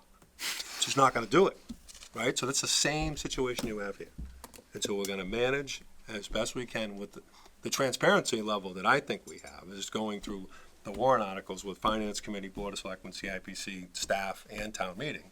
If there's another layer here relative to a deeper data dive, if you want, just ask me for these things and I will hand them to you and you can put together an awesome sheet like that. Because it's, for staff to do that is just a huge time consuming event. Sure. I mean, that's why you have CIPC. Yeah, it's good. So I'm looking at the asset and fleet inventory, and almost across the board, most of these categories are already here, where the information's here. I mean, we've got the description, year of manufacturing, the make, the model, the mileage, not necessarily hasn't been there, the useful life, the purchase price, replacement cost, the condition, year purchased, year replacement needed is a column that's not here. But, I mean, when I'm looking at engines versus engines, it's the same information that's provided here in the description, so it's just a different way. In this particular case, from something that we already do, what I don't see is the year replacement needed, which I guess is part of the prioritization. Right. And is this representative of every single piece that we own? From a department head perspective, when they're making the request, there's trucks that if they last 30 years, we're not gonna ask them to Right. replace in year 25. Right. A vehicle for the police department, when it gets over $5,000 a year to maintain above and beyond changing tires, doing an oil change, that's when you wanna, Right. that's your gestalt, you get rid of that car and you buy a new car. So there are vehicles we own that are not in this document, is my question. That's correct, yeah. Okay, Right, the so ones it's not that- the complete list. Well, the ones that don't have, this is a Right. 5-year No, I plan, so know. if you have to replace something in 20 years, no, it's not gonna be on this. Whereas this is, I'm guessing, representative of a complete inventory Right. of everything. Yeah, no, this community did the second page is not a complete inventory list. I mean, our insurance binder is hundreds of lines long, so this is a sophisticated community that did this, they have more vehicles than what's on that last sheet. But either way, it doesn't matter, we can add them all. It's just a time-consuming process. The bottom line is whatever you're going to do to, the process to get to fund 9 million is what, if the CIPC can build that trust and transparency and carry that water to make that ask, that's wonderful. And I also think, to go back to what Matt was suggesting earlier, it's, when do we need this? And this goes back to the prioritization. It's, then you can determine whether or not there's a need for a survey. And I think I saw somewhere in here, like,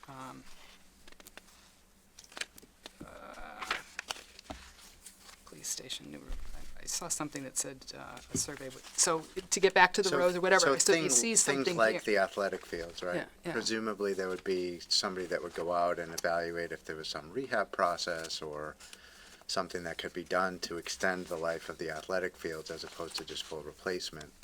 But, you know, that's one of the things, you know, I'm particularly concerned about the school side because they have a lot of big ticket items. And, you know, we would want to be in a situation to be applying for those MBSA grants and, you know, as those things came up. So, yeah, that's definitely part of it. Why are we not in a position to apply for those grants now? We can. I think what happened last time is it went before the select board and it was kicked down to CIPC for evaluation, right? But it wasn't part of the plan, the window project.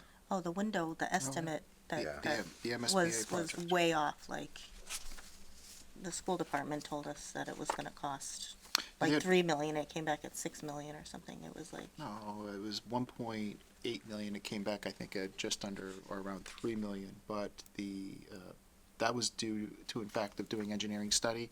So when the town appropriated money at town meeting for that year, I think it was about 25,000, I don't 30,000. remember I don't remember. All right. to do the don't- grant, it don't was quote me. 50. Okay, so it was 50,000. So it was to evaluate and put all that information together so the state would reimburse the 52%. It wasn't 6 million. It was about 3 million. So 1.5 of that would have been reimbursed approximately from the state, and the town would have been only on the hook for 1.5. So that's what happened.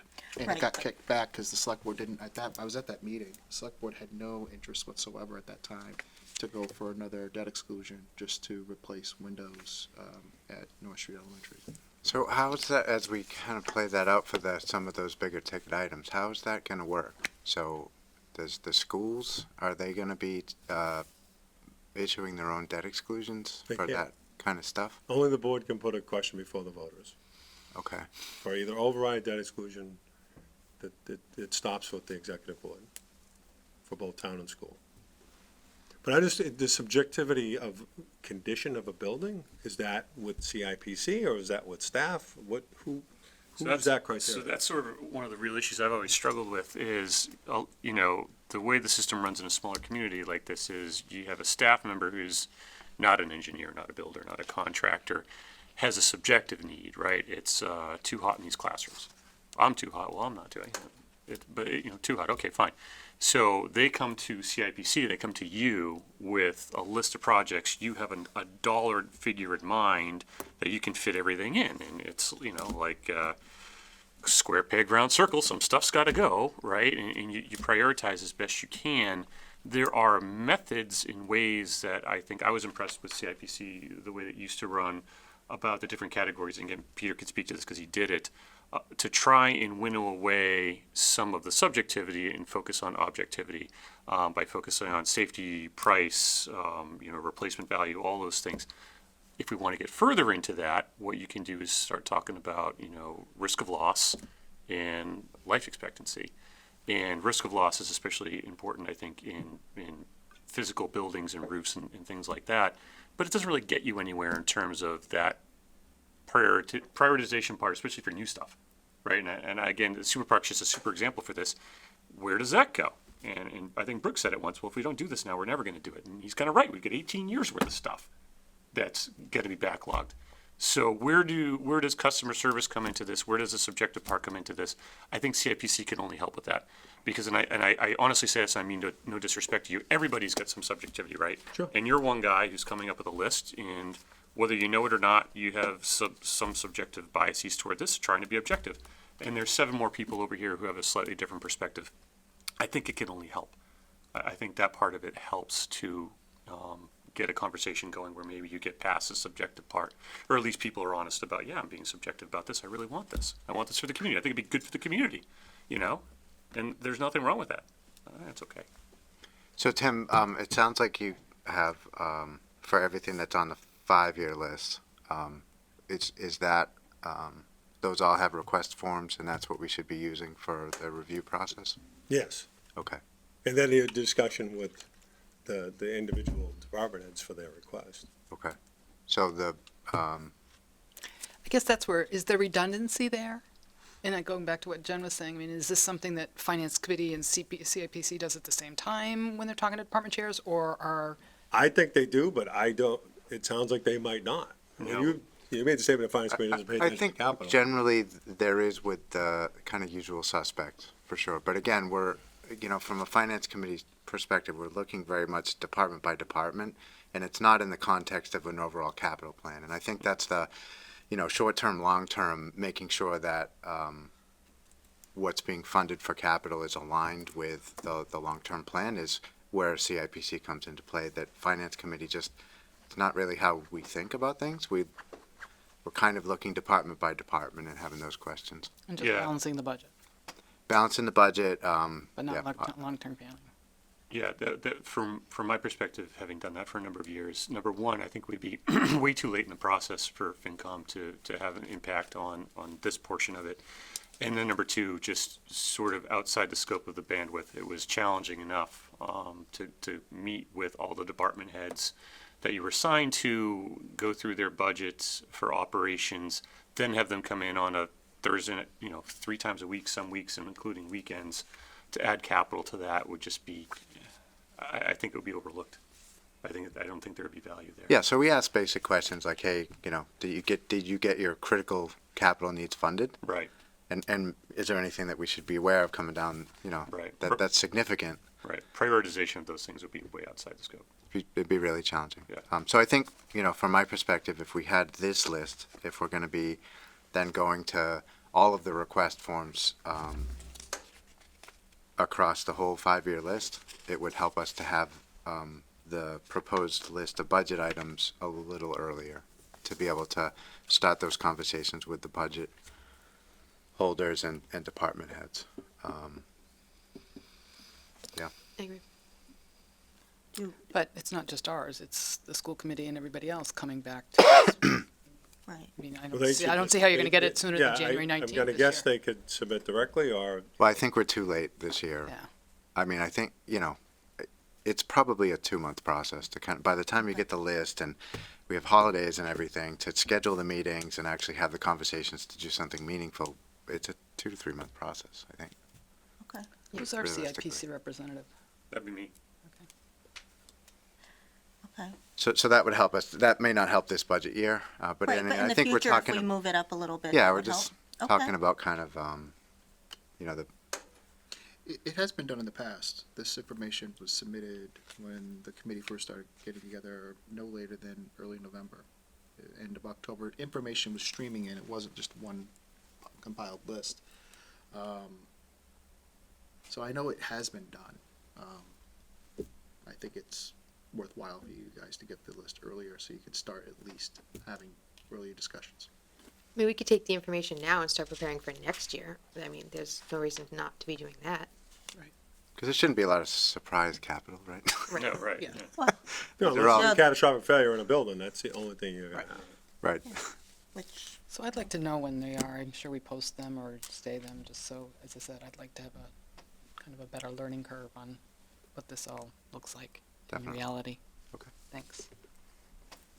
okay, well, I think it was a good start, Absolutely. right? And we will definitely continue to have discussions, and so, just so you could leave here, you have some sort of idea of what we would like you to do, or, what we've, so it sounds like this year you can send the information so that they have an idea. I can of send the where- project request forms. project requests, and then, Yeah, they got some event upstairs.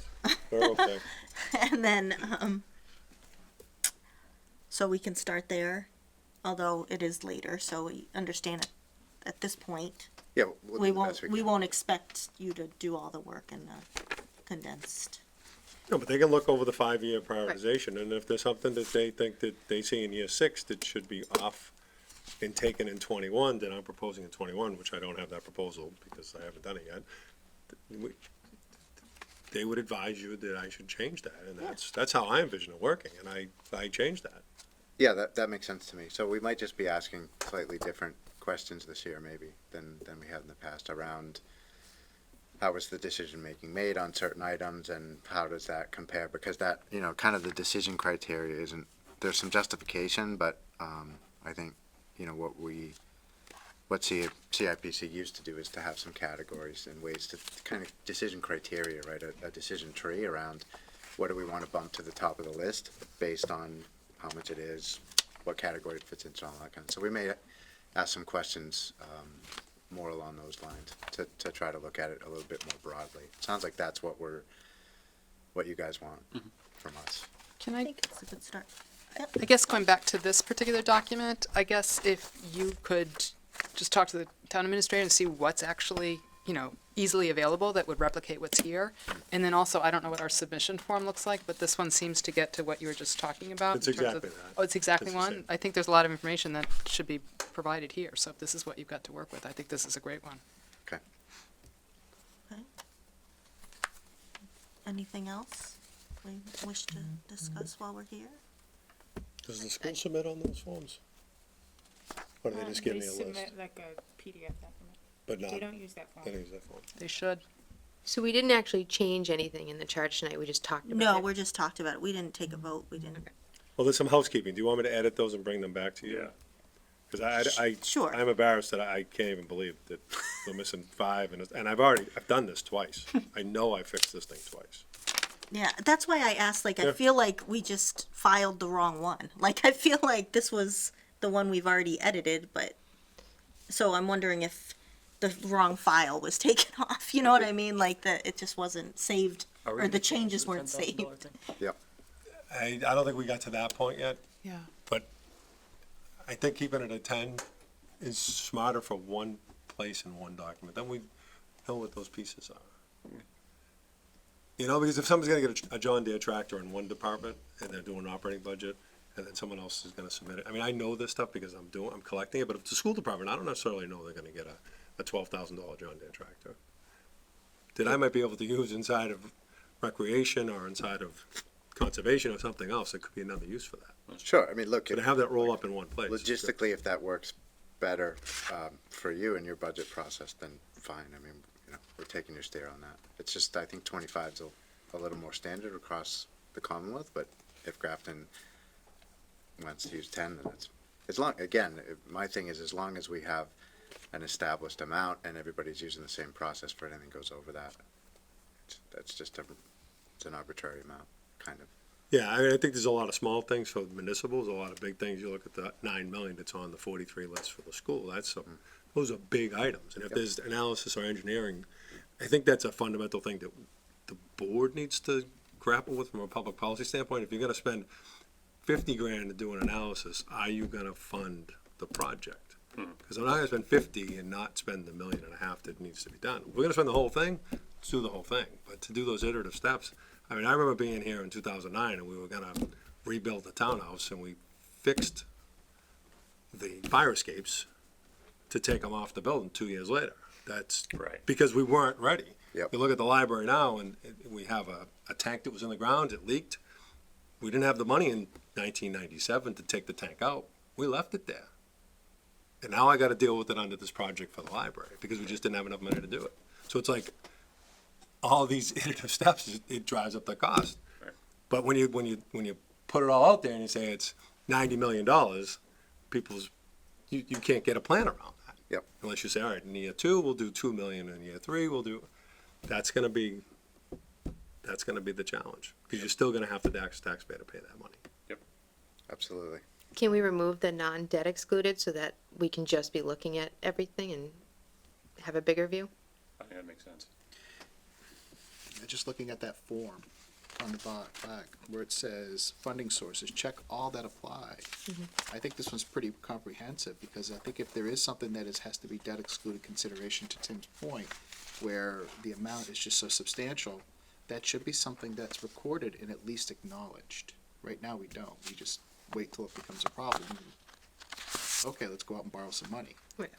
So We have items on this list that are so large that, Yeah. I mean, Yeah, there's no alternative. $1 million, $900,000 for a turf field, you're borrowing that money. So would you like, for example, CIPC to then go back to the schools and say, hey, your project for this roof is $1.2 million. and yet you have capital plan as the funding source, that doesn't make sense. Is it the department's decision No, what the because, funding source is?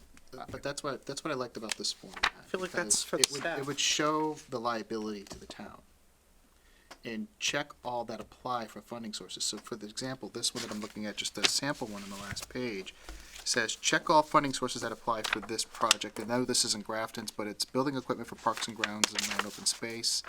It's doing something for a park. They said debt, stabilization, CPA, grants or other.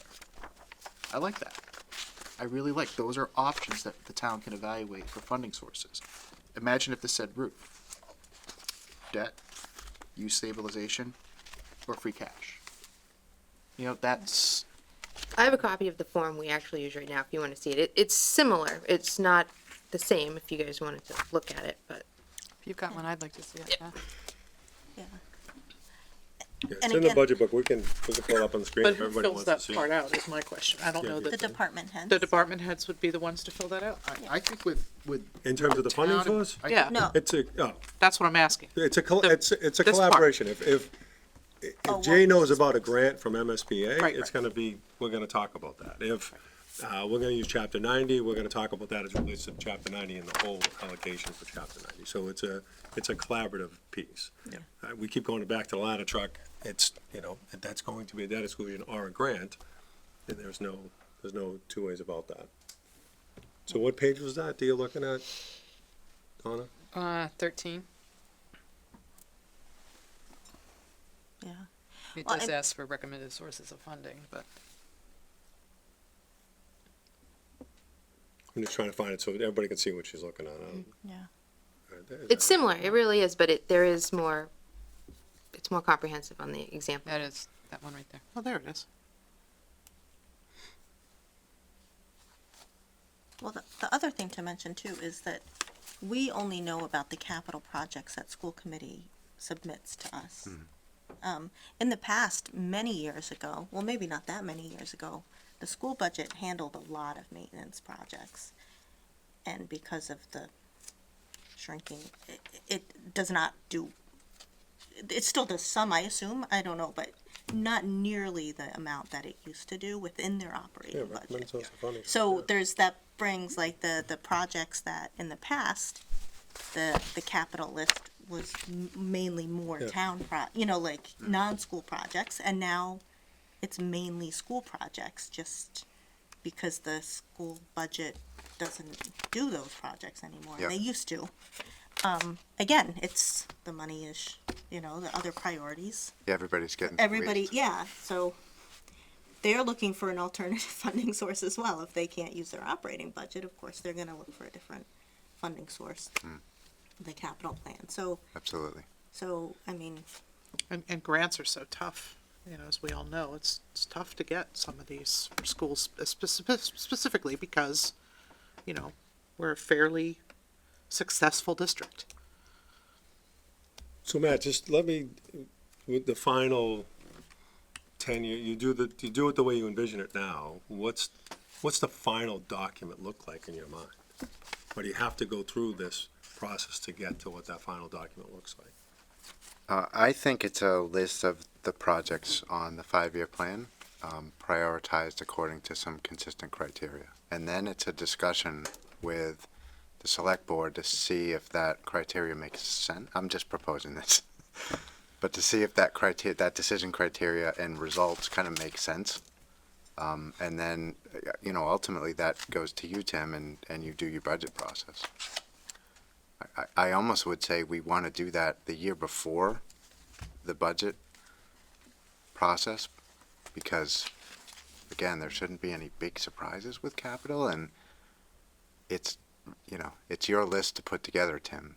So, to the extent we can support the annual budget process, I think, we'd love to do that, and what you think might be useful. But, to me, the budget, the actual putting together of the budget, it kind of seems like you got it, and you're already kind of making the decisions before that list goes to CIPC. So it seems like we need to kind of back up a year with our recommendations to you, and then you can base your your list on, you know, the output from CIPC. Does that make sense? Like the fire, you were able to carry a fire chief because you knew a fire study had told you to do that. So if you had a capital plan that's saying, these are the recommendations, and everybody talked about it the year before, you'll know to carry that in your projections the next year. Yeah, I agree with that. I just, the evaluation, did I apply, will the CIPC apply those things that's relative to education, quality of life, cost control, cost containment? You know what I mean? I think it has to. It's all the same. I mean, ours wouldn't be hopefully that different than you. I think it would just be a group of people looking at it, hopefully in, you know, because I think you get caught in the, you've got to produce a budget and it's got to balance and you have all of this work to go into putting the actual budget together. So in some ways you've got kind of blinders on around, I need to put this list of projects together and just don't have the time and resource, as you mentioned earlier, to kind of put into looking at the entire list and putting it together in that way. So I guess, I think your best suggestion is to look ahead for next year because you've got the data right here already. I think we should kind of just dump this year's, if it's okay with the select board, to just dump this year's up or down vote on Tim's list and focus on next year. And just see what we can come up with, see if it's a value to Tim, see if it's, you know, you guys agree with it, and maybe we can talk about the charge. That No. sounds like a good jumping off point. And again, it's a, So in year two, saying 9 months from now. Yep. Page 4 of this memo with the funding source, the year it'll be funded, the description, will that be part of your plan proposed to the select board? Will it look like that? Because all the things we're talking about, I see as being on this list, but I'm just wondering what the, Why don't we wait What till the see va- what they come up with, and then you can see if it looks like that or not. I mean, right now you're trying to envision something that really, well, I mean, isn't that the whole point of starting with the end, right? You figure out where you're gonna be, and if you're gonna apply resources to get there, if you're in the same spot, So I guess, do you still do it? I don't think you'll know that until you get to that. I don't think you'll know that until you get there. Yeah, and I think what Amy said, you know, did FY20s actually make it on there? And if they didn't, what happens to them? Did they carry over to 21? And I don't think that's, I think you're coming up with another set of suggestions this year. So, And I'll have to justify why those 20s don't make it into 21. Whether something else bumped it, because something else will ultimately bump it. or what did FY20 add up to and what did we have available? I mean, that's what it's saying. Not having a total at the end of these doesn't help in terms of if it's $5 million. I have the put- numbers if you want them. Yeah. FY 20 added up to 2.5 million. We had about 900,000, leaving about 1.6 million. Okay, so that's the problem right there. Yep. Okay, and that happens every year. all right. Yep. And that number, like the forward-looking number, just gets bigger. Yeah. As you'd And imagine. each item increases as the years go on too, so something that's $1.2 million now isn't going to be $1.2 million 2 years from now, if we can actually fund it then. So, and I don't know that those numbers ever get looked at after they're put on the list. So, for example, you know, something that's been on the list for 5 years at 1.2. Who's looked at that to see if that's even a realistic number The department heads, for when it they comes have up? to revise every year. what They their revise 5-year every year? forecast is, Yeah, we have a capital summit every year in August, which department heads attend. I think a lot of the numbers look the same, that's why I'm, What's the capital summit like? So it's like half a day in August. Department heads, school. We have forms that we give out ahead of time. They have capital needs over the next 5 years, operational needs over the next 5 years, and then a short questionnaire about if you think the town should be offering different programs, new programs, etc. And then we sit down and we go through everyone's, and that list is what goes into creating a capital management plan, which gets updated every year. Could So- CIPC be involved in that? Or the Board of Selectmen. Well, I mean, it's Select a board. staff function. At the end of the day, the select board is the governing board. If it wanted to sit through those and add input, certainly could. We actually asked that questionnaire at the second follow-up public meeting relative to the capital summit that we did at Tufts. So We do try to get other input back from other places other than just department heads. But we figured those things come organically anyways. If someone, like Super Park, we tore this one down, former select board stood at the podium and said, we need another Super Park. They formed a committee. They talked to the board about getting a committee together. Those things happen. Because, you know, the elected officials are the lightning rods that get the people telling them what they need when they're in Stop and Shop. Or at least what they want. Yeah. And you either evaluate it and do something, or evaluate it and do nothing. So as a new member, you don't know what you don't know. It would be helpful to have that PowerPoint. And same thing, I don't know whether or not I asked for this, but I know I can print it. Yeah, Was it part of the packet that I asked for? I don't think so, because I didn't know That's this part of the existed. budget. Part of the Attached to budget, budget. binder. Yeah, the link that we sent with all those links when you made the request, Okay. that's in there. Okay, thank But you. we can give you, you know, I'd love to see that too. Well, I don't know if it was clear, but you had mentioned, so the staff had the capital summit, and then there was a public capital Right. summit, which Colleen was there, Matt was there. So, I don't remember, Amy, if you were there. I was trying to be there, Yeah. but there was no parking by the time I got there. So, Well attended. you know, Tufts? so, Yeah. It was Really? pouring rain, Yeah, I remember it that. was Yeah. pouring rain. and I had hurt my knee, and I was just like, you know what? Yeah. So maybe we advertise that more. You know what I mean? Have staff do their thing, and then Yeah. and then you know, make sure CIPC can be there and the select board. You know, just make sure that the public knows. I mean, I know it was advertised and It was, everything, yeah. but maybe we. I was super bummed Maybe- though that there wasn't more community involvement. Like, this is an opportunity for people to show up and say, hey, this is, you know, what our priorities are, you know, as a taxpayer for capital projects. And again, we, you know, that was something newish. You know, right? We hadn't done that in that format. We've done it, and we did it in 14, and then we did it again. Right. So, Yeah. but I mean, if It's not something you want to do every year though, right? I mean, It depends. I mean, it's not a bad Yeah, it thing to wouldn't- do if you can get people to coalesce around it. If we're presupposing people will be more, treat these projects more favorable if they're talked about more. I don't,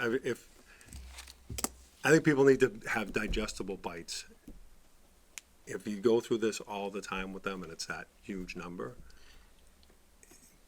the executive board's got to chop things off that just, it's never going to do. So if you're not going to mark the box of a debt exclusion, it's probably not going to get done if it's $1 million project. So we can just stop talking about it, right? So why should it be on the list? If we're never going to fund it, we should just not, just throw it away. well, I would argue that if we have a roof that has to be replaced in 2024 and it's going to be a debt exclusion, that we should have that on the plan as a debt exclusion that's going to happen in 2024, and the payments for that bond are in the projections. So that because we know that roof has to be done, and ultimately there's a financial impact to that, so that payment should be in our projections. payment to the taxpayer. The bond payments, Oh, the bond payment. right? Because Well, the debt service in the budget is going to be, you can include it in there, it's just going to inflate the number, because those general fund revenues don't pay that debt. It's separately, it's collected at the same time, but only. yeah, but for we that have to purpose. look at our debt ratios over time, right? Because we've got certain targets, and Yeah. obviously Standard & Poor's looks at that, so that should all be part of the plan. We should be projecting that out to say, if we know we have $4 million worth of roofs and fields and whatever that have to happen over the next, how is that going to impact our debt ratios? That's some really important stuff, as you know. So, again, I feel like, you know, we can't cover everything. There's just the reality of how much free cash we have, and that $1 million that we want to keep as our backstop. But we have to, at some point, have an idea about how we're going to actually do that, and start reflecting it on our projections and actually plan for it. And I feel like some of the things, like the fire trucks, we've got a good plan for, but a lot of the stuff that we haven't paid somebody externally to do, we don't have a lot of good forward-thinking planning for yet. And that's what I see CIPC helping with, at least, is to take the list and go, well actually that's not going to be free cash funded, that's gonna be something else. To be able to actually look at the information slightly different ways, cause it seems like what, you know, the 5-year plan we've got next year, or the upcoming budget year is always around that $1 million, cause we sort of have made that list already, and the rest of it is just other. It's just stuff on a list that's not really, we don't have a good plan for, so. All right, I just want to be clear about the charge before we leave, whether or not we're going to amend part of it, put it on the agenda for the future to amend part of it. What is a major non-recurring tangible asset? I know A dump truck would be a quick okay. example. Like a police car. A park. Police, I don't know, we go back and forth with that, whether that's a recurring, like a telephone bill or Right, utility right, charge. right, because they run out so quickly. Yeah, so I mean, you know, quick snapshot of 21, chief's asking for 2 cruisers.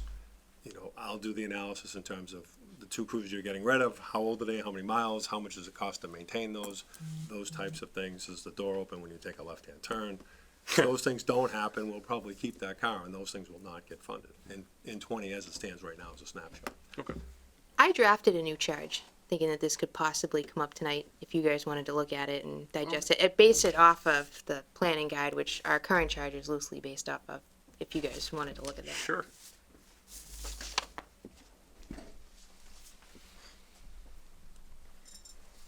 Thank you. Thank you, Colleen. Thanks, Colin. Colin, which town did you get this? It's just a generic, it's in It's a generic one. That's interesting. Oh, interesting. Okay. All right. Well, certainly, So I guess, yeah, that's under for consideration. yeah, we just all got it. I don't think we need time to look at it and I'm all. wearing glasses on the first day.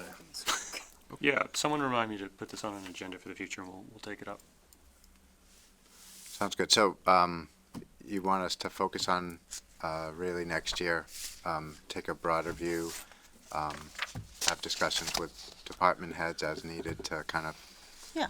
understand prioritization, and come back, guessing 3-4 months to kind of, with some output for you guys to take a look at and Yeah. see if that's useful. Well, and certainly I'll let you know when we put, you know, we have some, we're gonna have to redo the charge again, so we can, you know, just because there's stuff that needs to be fixed anyway, so Okay.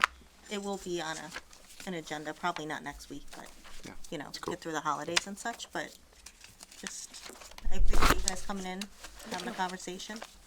Sounds good. Colleen, is that an appendice that was in? It is, it's in the capital improvement planning guide, Yeah, it's in the back. it's appendix 1, because that's the bylaw. It is the bylaw, but our charge was pretty much based off of this All right, bylaw. all right. Some of its wording was exactly the same, so that's what Yep. made me think I could go for that one. I took out all of section 4 because it seemed pretty restrictive, and I didn't think you guys would like that.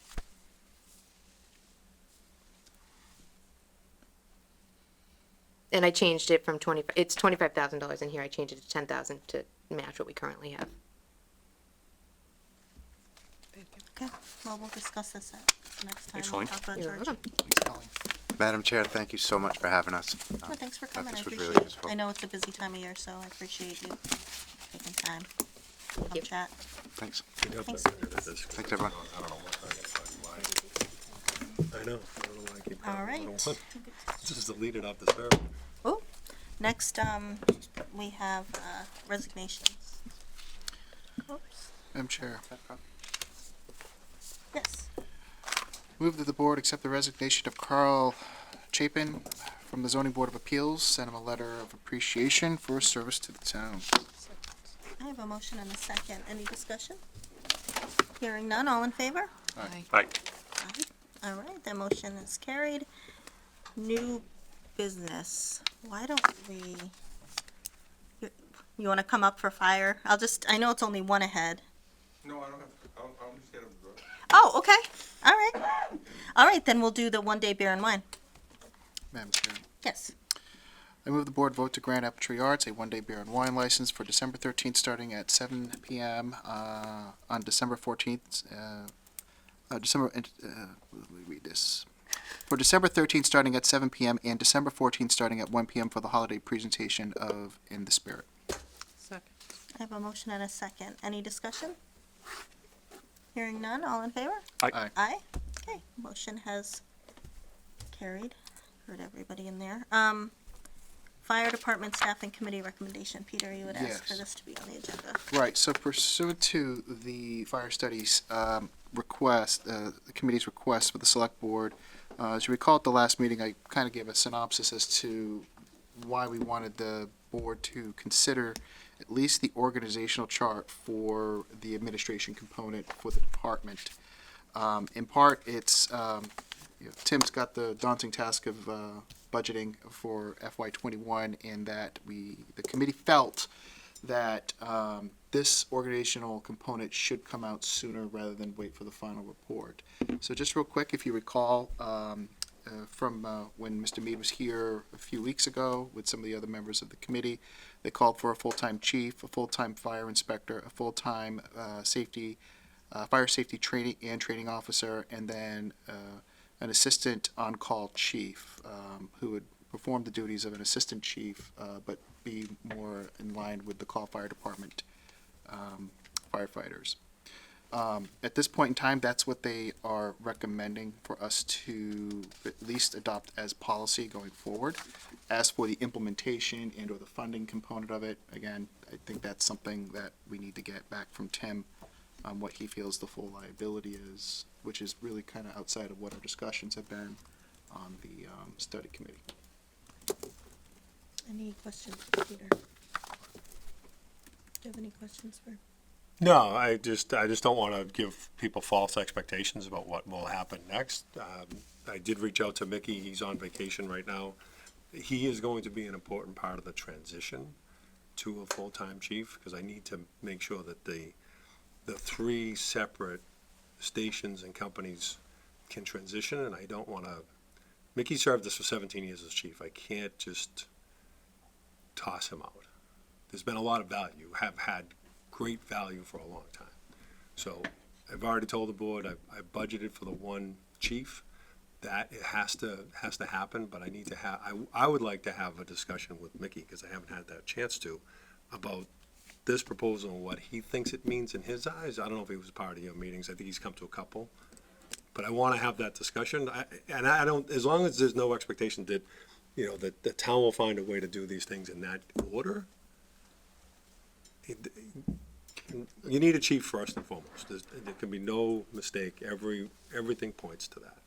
But how we get there is going to be, it needs to be transitioned with the call guys and respect for those people who have been of service for a very long time. So I don't have any objections to it. I'm not making an objection. I'm just saying that there's more art, if you will, than science in terms of making this smooth and not alienating a lot of people. Donna, did you have a question? Yeah, I just, a comment, I read the full report, and was unable to go, to the last, the hearing on it, but I thought training was an important component that was outlined there, and I think that should be something that we looked at for next year too. It's listed not just in the list of priorities, and the same thing, I don't think these are in any order, but, it is pointed out as part of your recommendation too.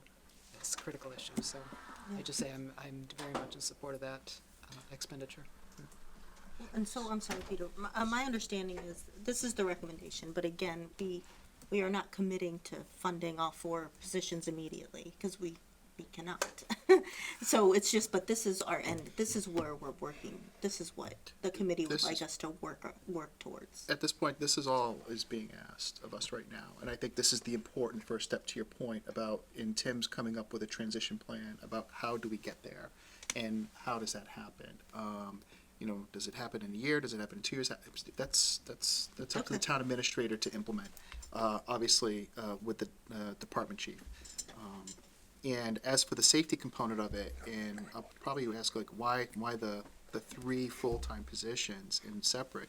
The committee has disclosed, and you can ask each one of them, that they felt very strongly that each one should be a distinct individual position and not have a shared responsibility, because they realize that the fire inspection services is a full-time commitment just to maintaining compliance and building codes and managing that aspect of the town. In addition, that the full-time fire safety and training officer is important, because if you look at the comprehensive list that's in that report that we've all read, that is something that takes a full-time commitment as well to not only implement, but also to maintain for the life of the department.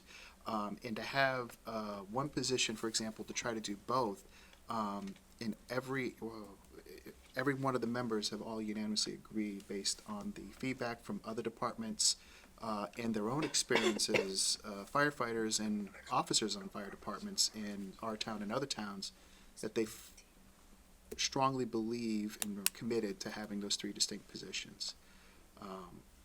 So how we get there, to your point, yeah, that's, I think Tim's got to come up with a plan. And I think he's got to present it to us and to the town. Okay. But by approving this approving of this organizational chart, we're not, I just want to make sure people understand, we're not saying, yes, we're gonna go out and fill these positions immediately, because we can't.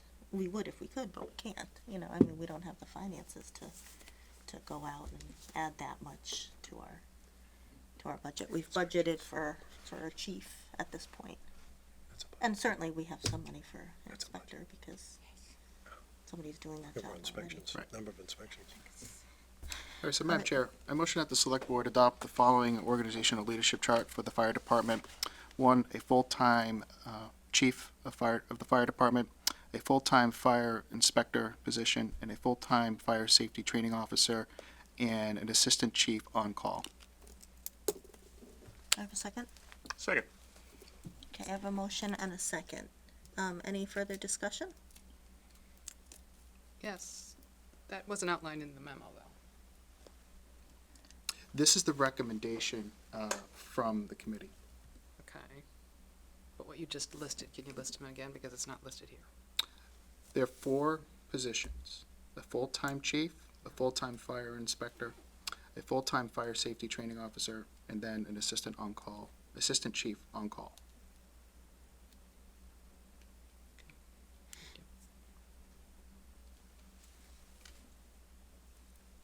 Okay, any further discussion? Hearing none, all in favor? Aye. Aye, opposed, motion has carried. All right, next, MEMA Hazard Mitigation Grant Application.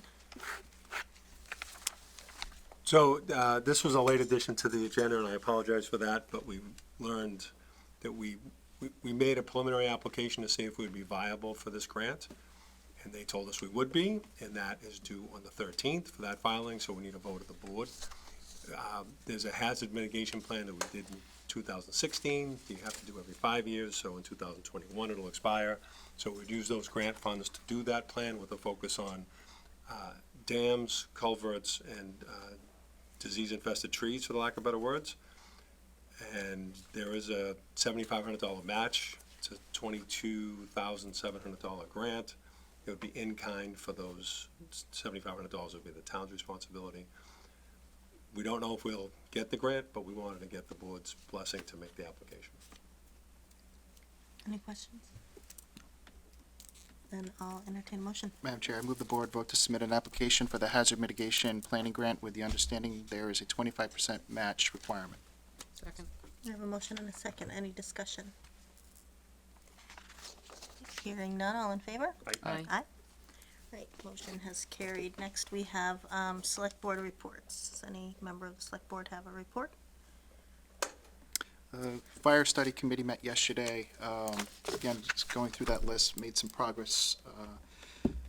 The committee strongly feels that it probably won't be ready for a final report until after the first of the year, but we'll definitely finish the charge up in due time. And it plans to have one final public hearing type of meeting upon release of the plan, so people could be able to comment on the recommendation from the committee. That date hasn't been set yet, but I anticipate that would be sometime in January. The Grafton Sustainability Commission will meet again on the 19th. I hope. We were going to meet this Thursday, but everybody's slammed. It's a really busy time of year. We gathered enough data to begin drafting our benchmarking report and are moving on to phase 2. Thank you. Any other administrator report? I'm going to be as quick as I can here. As you know, we haven't accepted a formal resignation from Joe Layden, but I talked about this last meeting. We do have 5 applicants so far, and I hope to start that process of replacing Joe, even though we firmly believe he's irreplaceable. But we'll start that process this week. We started budget last week, and this week, budget meetings with all departments. We are obviously included in the capital request and having those discussions. The Main Street project, you did 2 Chapter 90 applications. We're waiting on word from Chapter 90 for those 2 particular pieces of funding so we can do the takings portion of the project for both title and the land acquisition. We are going to meet with landowners, with the engineers, so we can lay out the plans and show people exactly what they're giving up for those 153 parcels of land for the temporary and or permanent taking, so that's underway. The reuse, I just want to acknowledge John and Joe. On Sunday, they were at the townhouse, and they had a good-size chart and talked to people about the reuse of the DPW facility when they do vacate in the spring. So we do have a meet and greet and a listening tour that'll happen at One Grafton Common on the 16th of January. Meet and greet starts at 6:30, and then the meeting will start at 7. So we just encourage people to come in and talk about what the highest and best use of that land from the community's perspective would be. So we encourage people to come out January 16th. Contract negotiations with one bargaining unit is underway. The adder for the electricity, we have a 0.001 cent adder that we voted on. Those will be assessed to bills for November, and we should receive the first payment, which we created a revolving fund for that money to go into. So that'll be distributed for December, and we have no plans for the money as of yet because we haven't formulated the exact sustainability position and or grants manager. The streetlight project to go to LEDs is moving fairly rapidly. We're on an accelerated timeline because of bidding requirements, and we want to get ahead of some countries' manufacturing new year. So we want to take advantage of that, but we had to get a maintenance contract in place, which will probably happen before Christmas, along with National Grid's rate change sheet, as well as the S1 purchase, which we talked about at town meeting. So those things are all happening now and before Christmas. And on a final note, we lost a lot of parking at the Common relative to the library project. So what I'm going to do, unless the board tells me to do otherwise, is there's no snow today, but it'll be muddy as heck. Behind the barn, between the post office and the white barn, there's a tree and an old milling stone that's right there. I want to move that out of there and allow temporary parking at that location for public parking, just like we did across the street. What are you gonna do with the old tree? We're gonna take the tree down. It's okay. just a scrub tree. It's not a good indigenous tree. Okay. But there's a grinding wheel there as well, which we'll find a home for. But it'll be unpaved. It won't be great to park if it's snow or wet. But there are businesses up there that are impacted because we put the parking lot in, and now we've taken it away, and I think those businesses need a little relief. So I want to just make that a temporary parking lot. I cannot tell you if there's 20 cars that fit there or 15, but it'll be in that ballpark. Do you have to do a curb cut for that? It's already there. Okay. Right next to the building, there's a little driveway apron. Okay. So there'll be some work to be done. I don't know if I can get it done before really heavy snow flies, but I just wanted to let the board know that we have to make some accommodations for those businesses around the Common. Sounds good. Any questions? All right, correspondence, Peter, do you have any? Don't, I received some correspondence late. Now there's nothing in here tonight, Oh, so okay. I will most likely read those into the record next week once I get a better handle on how Okay. Joanne would like me to manage that. Okay. Nothing under discussion, minutes. I move the board vote to approve the December 3, 2019 meeting minutes as written. Second. I have a motion and a second. Any discussion? Hearing none, all in favor? Aye. Aye, Abstain. okay. And, Donna, were you an aye or opposed? Okay. I did. So that motion has passed. So Motion to adjourn? That's pretty cool. I have a motion to adjourn. Do I have a second? Second. Any discussion? Hearing none, all in favor? Aye. Aye. Have a good night. Into Thank that. you. All right, good night.